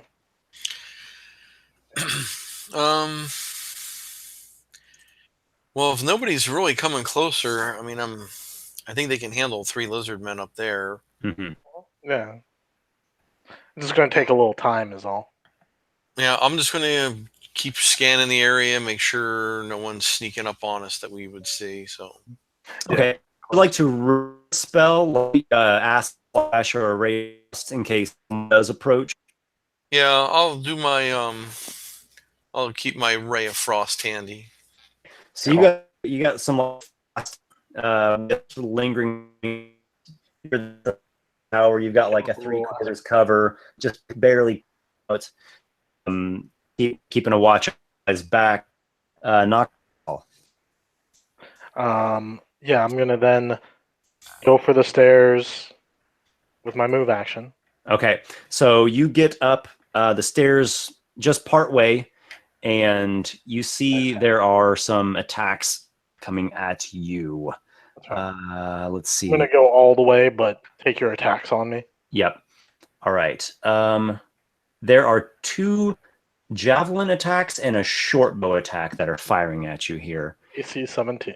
Okay, AC 17. You're just at the base of the stairs, so they've pretty much got a clear shot at you as you're coming up at them. Fine. Before, let me know what the attack roll was, because I do have the shield spell. That's my only. Yep. I'm just going to call it out like I normally do. Yep. All right, so 23.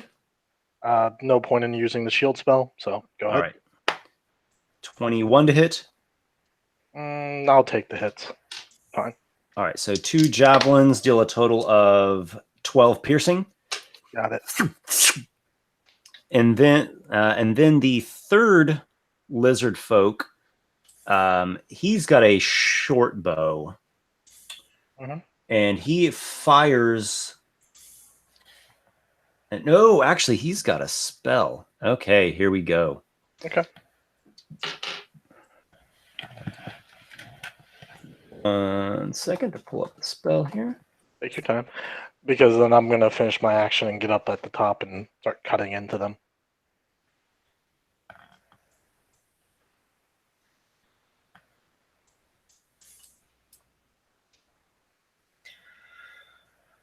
Okay, so the other one, he's a tad bit different. He doesn't have the javelins, nor does he have the turtle shell shield. And he does appear to have some kind of strange armor that's made out of, it's like bones and bits of chitin from, swamp turtles. And he's got some pouches hanging off of this big leather harness, and he tosses down a handful of thorns, and the stairs sprout with spikes. Oh, did he just cast fucking spike growth? Yeah. Sounds like it. Well, that ass. How far up the stairs was I? How far do I have to go still? You're just at the base of the stairs. You would have. I was halfway up. Yeah, you're halfway up. You would step probably 3 times on spikes going up there. So that's 6. Yeah, we'll say it's like 20 feet total. You've gotten 5 feet, like at the beginning of the stairs. I stop where I am, because screw that noise. And I'm going to try and make him lose concentration by attacking him. Mhm. So I was going to just, Eldritch Blast, but I might have to use a bigger gun now. I'm going to use a bonus action to hex him. Okay. Then I'm going to Eldritch Blast him. So Okay. A chill runs through the this kind of kind of a ranger looking lizard folk. I'm just going to roll both my attacks. Okay, you attack with Eldritch Blast. Okay. Eldritch Blast attack. Oh yeah, that's going to be a 26. That definitely hits. All right. So does force and necrotic damage matter if I roll them together? Go ahead. I think hex is necrotic. I don't remember. Yeah. 7 total damage. Okay. DC 10 concentration check. 7. Okay. Seemed a decent hit. Yeah. It's mainly I'm trying to make him make the concentration. Yeah.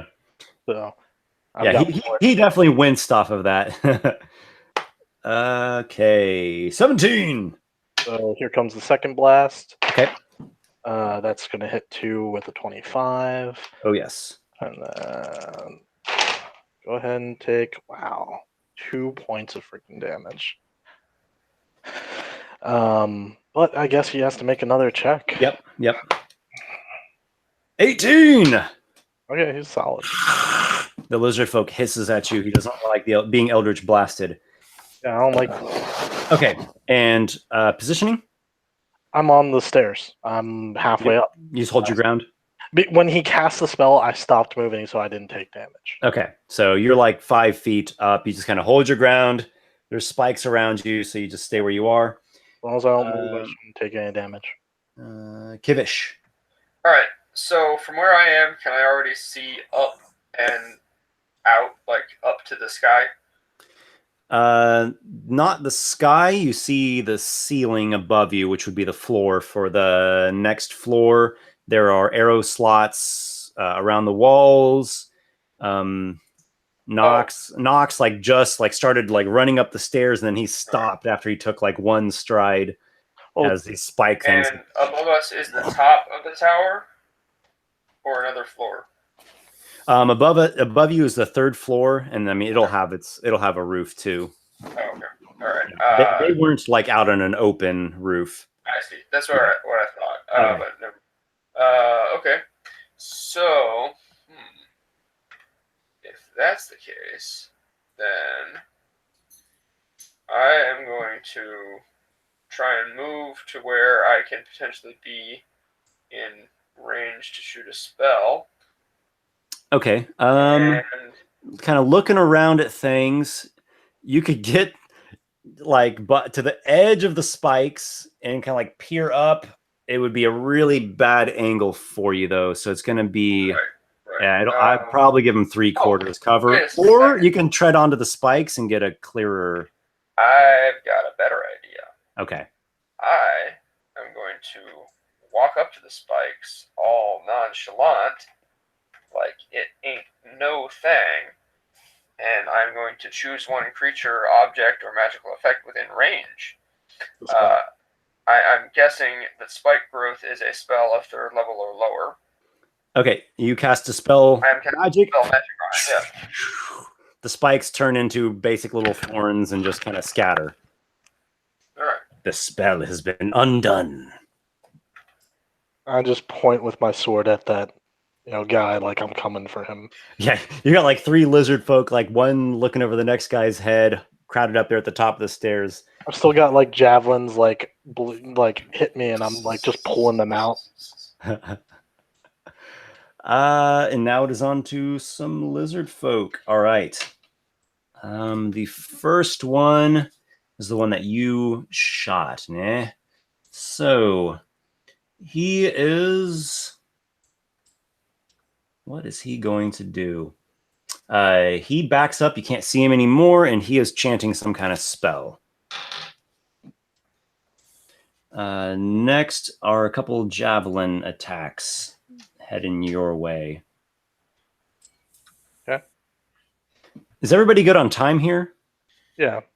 Yeah, I have about a half hour more. Okay. All right. I mean, Alright. I do have work in the morning at some point, but I'm not going to complain until we get done combat. Yeah. All right. Yeah, we'll probably just finish this tower sequence and then Then we put the pause on things. Yeah, we can handle the rest later. All right, javelins 10 and 13. Nope. The javelins sail past you, and the lizard folk, they take a step back or whatever. They go out of sight. Okay, Lykarr.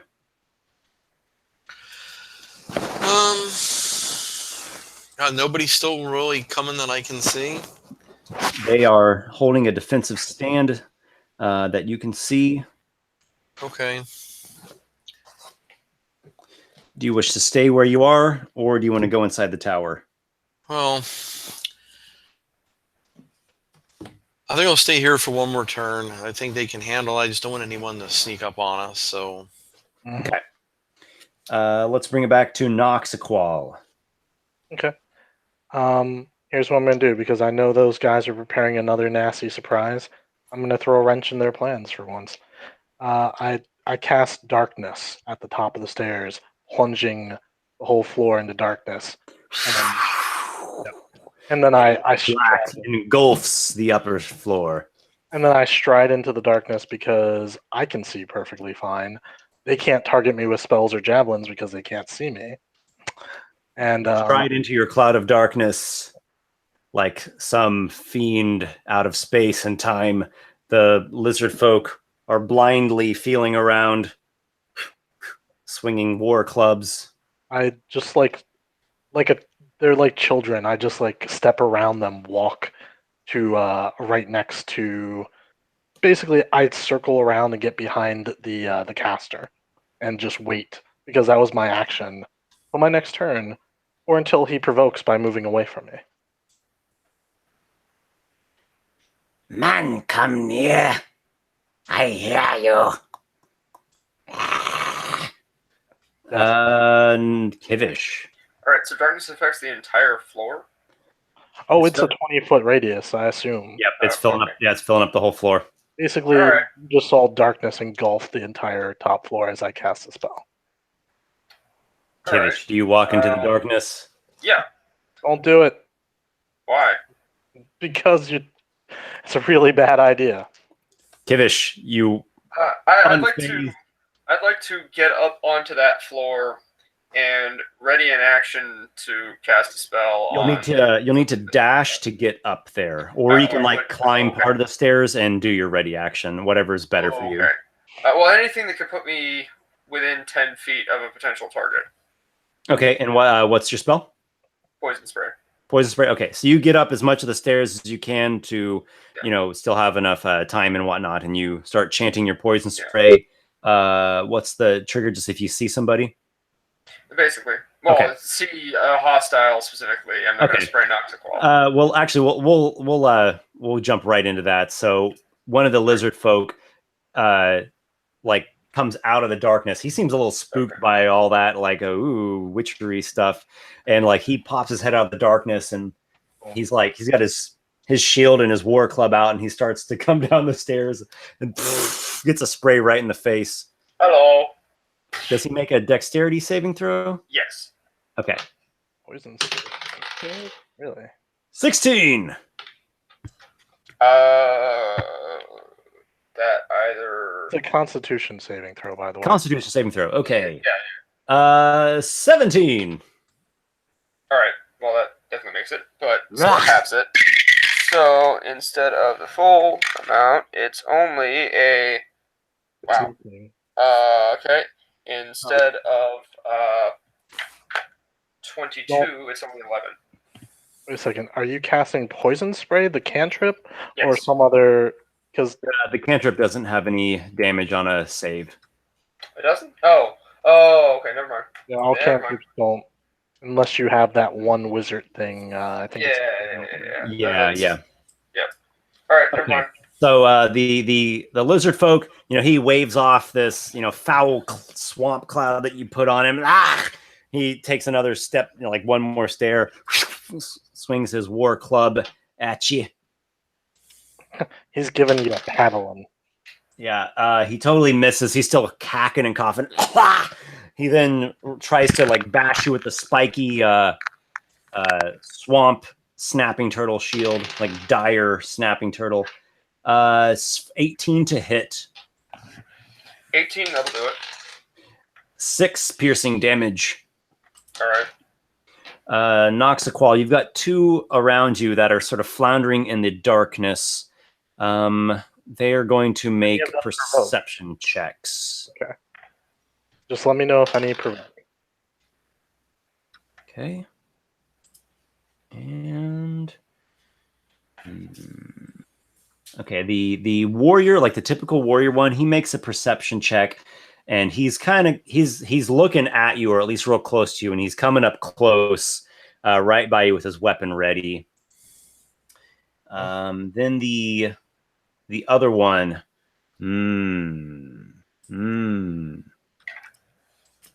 he is going to cast a little spell of his own. So wait, he's casting a spell. Okay. Is he moving away from me? He's casting the spell first. I just need to pull up the specific effect. I was just curious. Oh no, go back. There we go.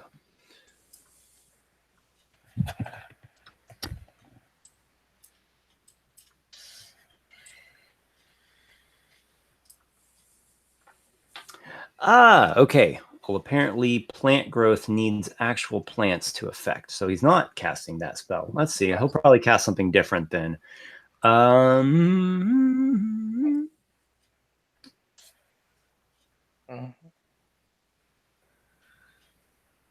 He is exiting the chamber. You can make an opportunity attack. Oh, yes. And I get advantage because he can't see me. Indeed. Oh, yeah. 22. Let's see. So I get these. And I gotta check my blade because it doesn't do special things in darkness unless I activate that. I just want to be sure. On Celestial, that's only on a critical hit, and that's if I spend the bonus action. Okay, cool.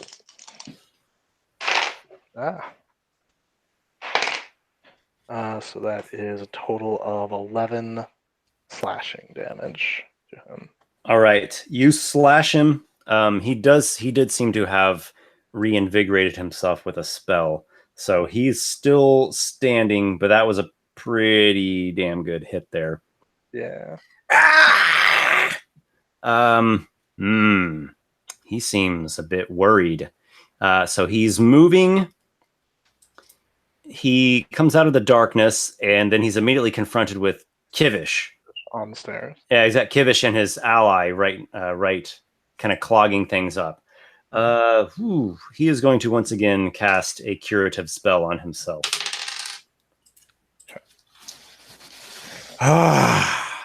He seems to have been reinvigorated. All right, so Nox is in the upper chamber. You've got a warrior right next to you in the darkness. On the stair, at the top of the stairs is Kivish. You have a warrior right in front of you. And then behind him, like halfway in and out of the darkness, is this ranger lizard folk. What do you do, Kivish? Kivish first. All right. So I am going to. This is not an opportunity attack. This is just me regular attacking, right? We just want to make a staff or whatever you use.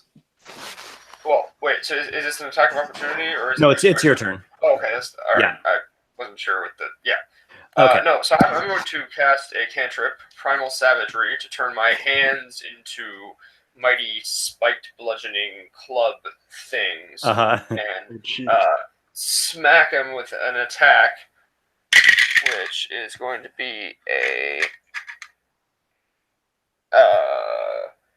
21 to hit. A very palpable hit. All right, and that is going to do 12 acid damage. The lizard folk hisses in pain. Anything else? You blocking that stair? Okay. Yeah, basically. Yeah. You smash him with your toxic spikes. That seemed to be a pretty substantial hit. The lizard folk now is attempting to shove you off of the stairs. He just comes like barreling down with his shield in front of him. What's that? Did you skip my turn? I thought I went on the same initiative as Kivish. Oh my goodness. I did skip you. I think I skipped Lykarr too. Yeah, I think you skipped me because you assumed that my reaction was like my turn. Right, that's why I was confused as whose turn it was. Okay. Yeah. Okay, so pause on the stairs. Lykarr. Okay. Lykarr. I don't notice anything different. They're still just right. Yeah, they're holding fast. Sorry, Lykarr. Well, I didn't know, and I wanted to make sure we didn't get a rush of guys coming upstairs. Honestly, you holding the fort protects our flank, so it's tactically the right move. Yeah, but my dice hand's itching to roll dice. Anyway, that's okay. What would Lykarr do? Think just from fireball Lykar's mind. What would Lykarr do? Yeah, he would. He's going to stay put because he's worried that we're going to go in, all be in, and we're going to get trapped in there. Okay. Okay, Noxiqual. Okay, I'm going to kill this guy that's in the dark with me. So let's see, as my bonus action, I don't want to blow those abilities yet. I need them for later. Okay, does a 16 hit him? Yes. Okay. Let me just do some damage. Yep. 12 damage on him there, and then the second attack, nat 20. Woo! So wait a sec, this is the first time I've ever been able to do this. Nice. The magic item that you gave me, the crit effect. Alright. So, that's the crit. And then I get an extra 2d6 necrotic damage.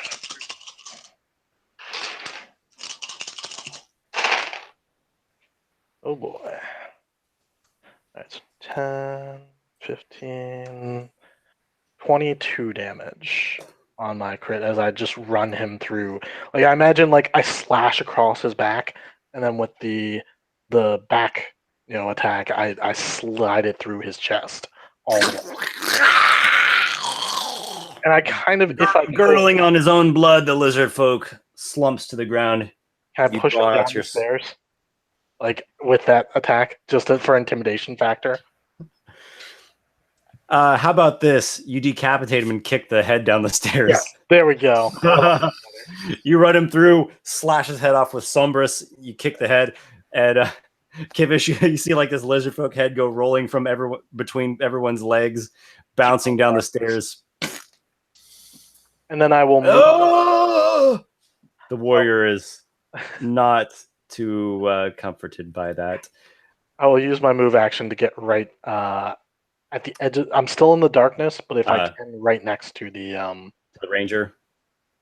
Yes, that guy. Okay, so you get up right at the ranger's back. He's like just exiting the darkness, but you see, like, his tail is still, in the dark cloud. Lykarr, Kivish. This spike shield is like ramming at you. Make your choice of athletics or acrobatics to either muscle overpower him or avoid.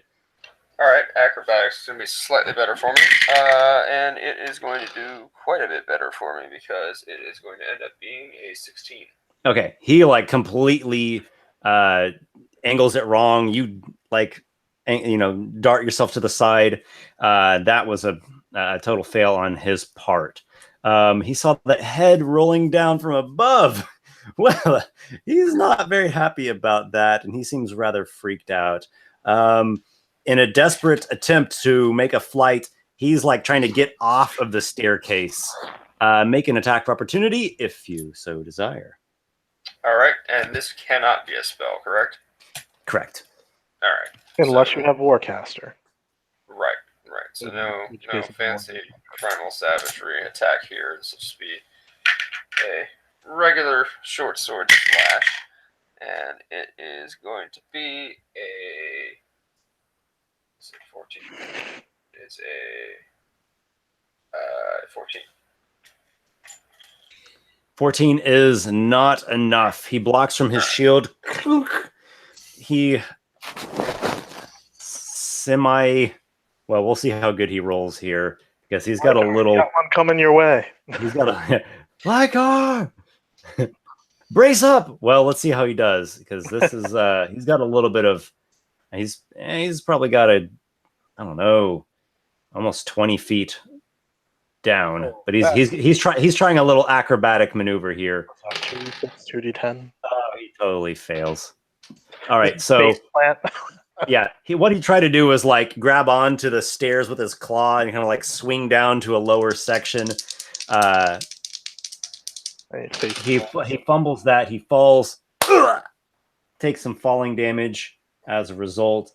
Great if he killed himself. So he's now at the he's on the floor now. He like painfully picks himself up. The ranger. He is also not happy about his circumstance. So he did heal himself, so that's a little boost of confidence. Oh yeah, totally. I'm not gonna crit him or anything. Mm-hmm. Okay. Okay, let me read something here. One moment. Gotta love spellcasters on the fly. Yep, no worries. I'm pretty sure I know how this works, but there's one. It's terrible that I know all the spells that you're likely looking at because my ranger's the one who died yesterday. Okay. So, I do like ranger quite a bit, just as a class. That spike growth spell is the best freaking spell ever. Yeah, it's pretty cool. We were fighting 12 ogres, and I just cast them, and they just mowed themselves down as they came at us. Uh-huh. It was great. Okay, here we go.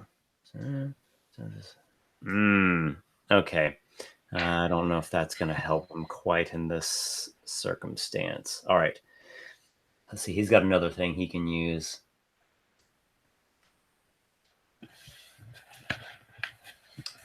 Okay. Yeah, he's going to do this cool little ditty. All right. So he reaches into one of his pouches, his big old satchel things off his leather harness, and he pulls out what looks like some kind of a bladder or something, but it's real taut as if it has a lot of liquid in there. And he slings it at Kivish. Do you take any penalties for me being engaged? This is actually a Constitution saving throw on Kivish's behalf. Okay. Yeah. Versus, I'm assuming, poison? Yeah, it's against poison. All right. Advantage on that. Yep. Yeah. Alrighty. It's a good thing I had that advantage. I see a 3, and I see a die falling all over the floor, but it did roll, and it was a 16, so it's a 19. Okay. This semi-liquid goo kind of splashes on you. You feel a slight tingle, and the ranger is less than pleased that his poison did not have its desired nasty effect. I think he also is going to try another one of those little maneuvers. I'm going to whisper into his ear, though, to unnerve him before he tries jumping off. In Draconic, open up.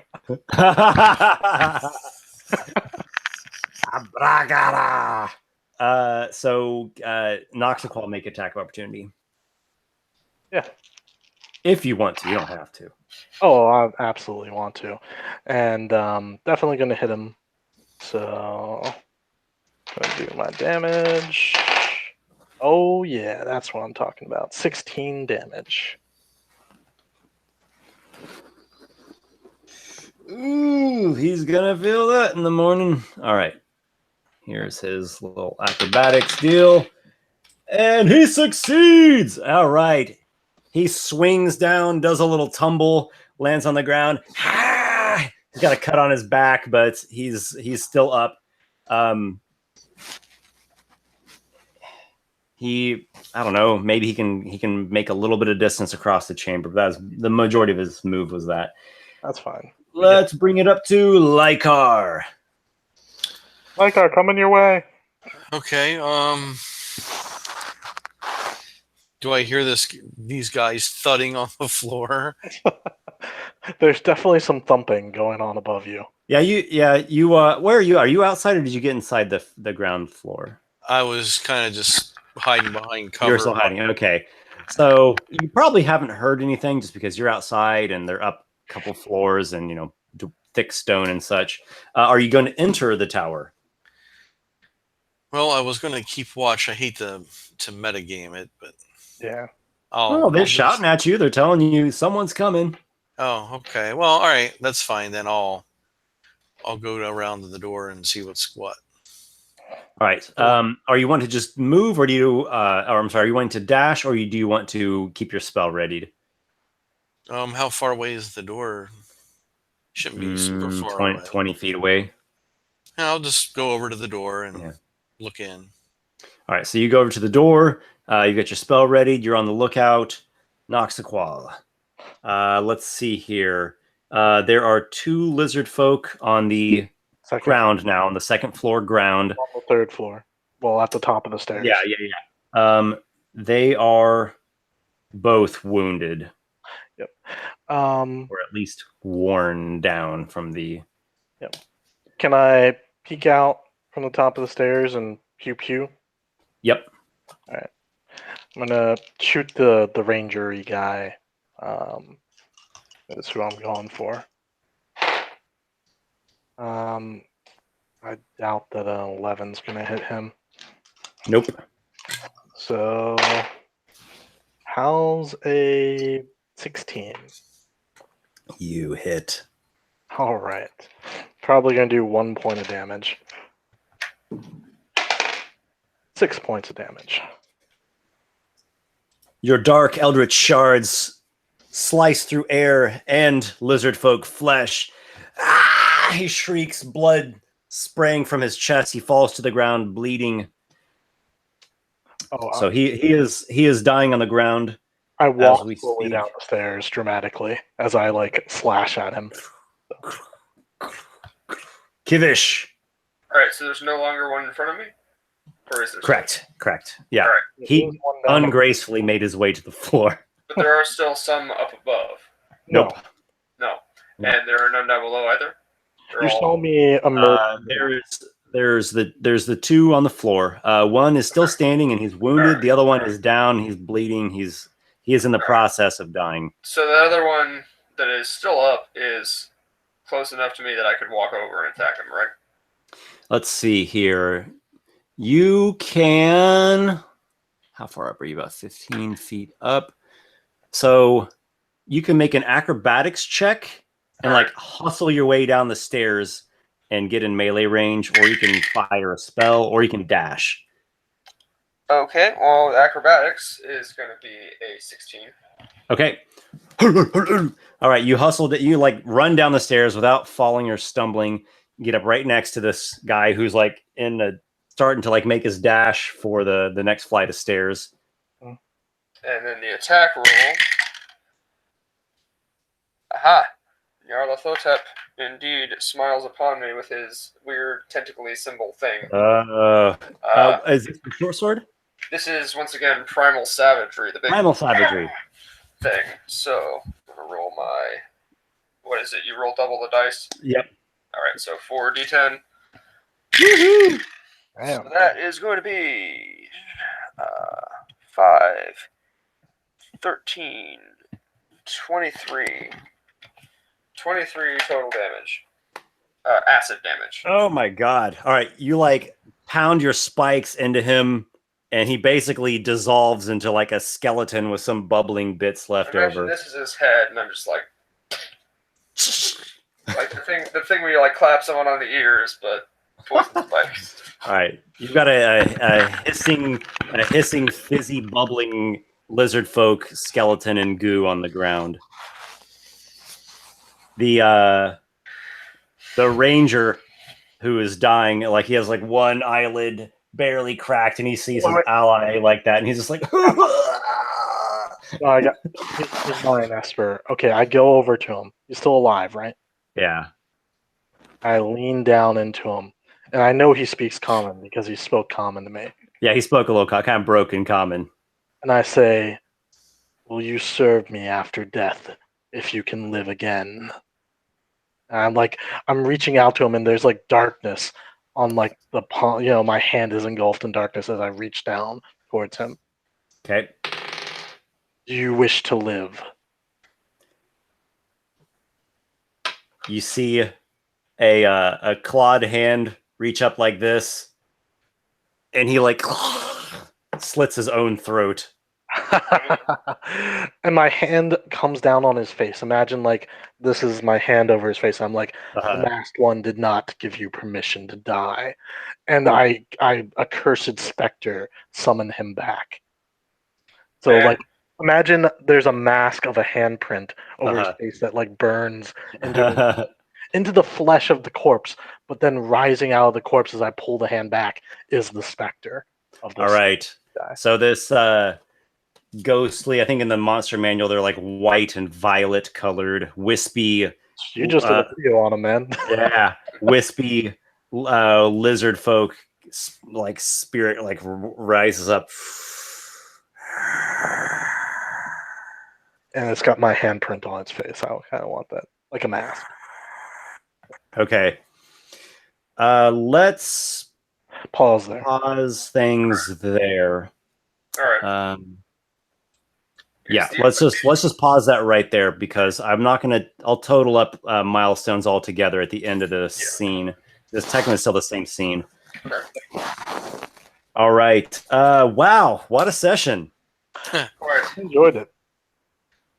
We ran the full spectrum of avoiding combat wherever possible to running straight in the middle of combat. Well, here's the thing. I disagree. I think that we did the important checking to see if they were enemies or not. Yeah, I just mean we went from the first part of cautiously avoiding combat to then eventually, going straight into a frontal assault when was deemed necessary. Overall, it was a pretty serious mixture of different scenes there. Yeah. Overall, another great one. I'm going to sign off the live stream here because I know we went long. Thank you, everyone who was along with us. This was a blast. We look forward to seeing you again, probably in about 2 weeks from now. We will probably also have a fourth member with us, so we'll be looking forward to that. That's exciting. Oh boy! And next time we'll start right off with some combat, guys. So look forward to that. Yeah, nice. All right, have a great night, everybody, and see you next time. Good night. Yep.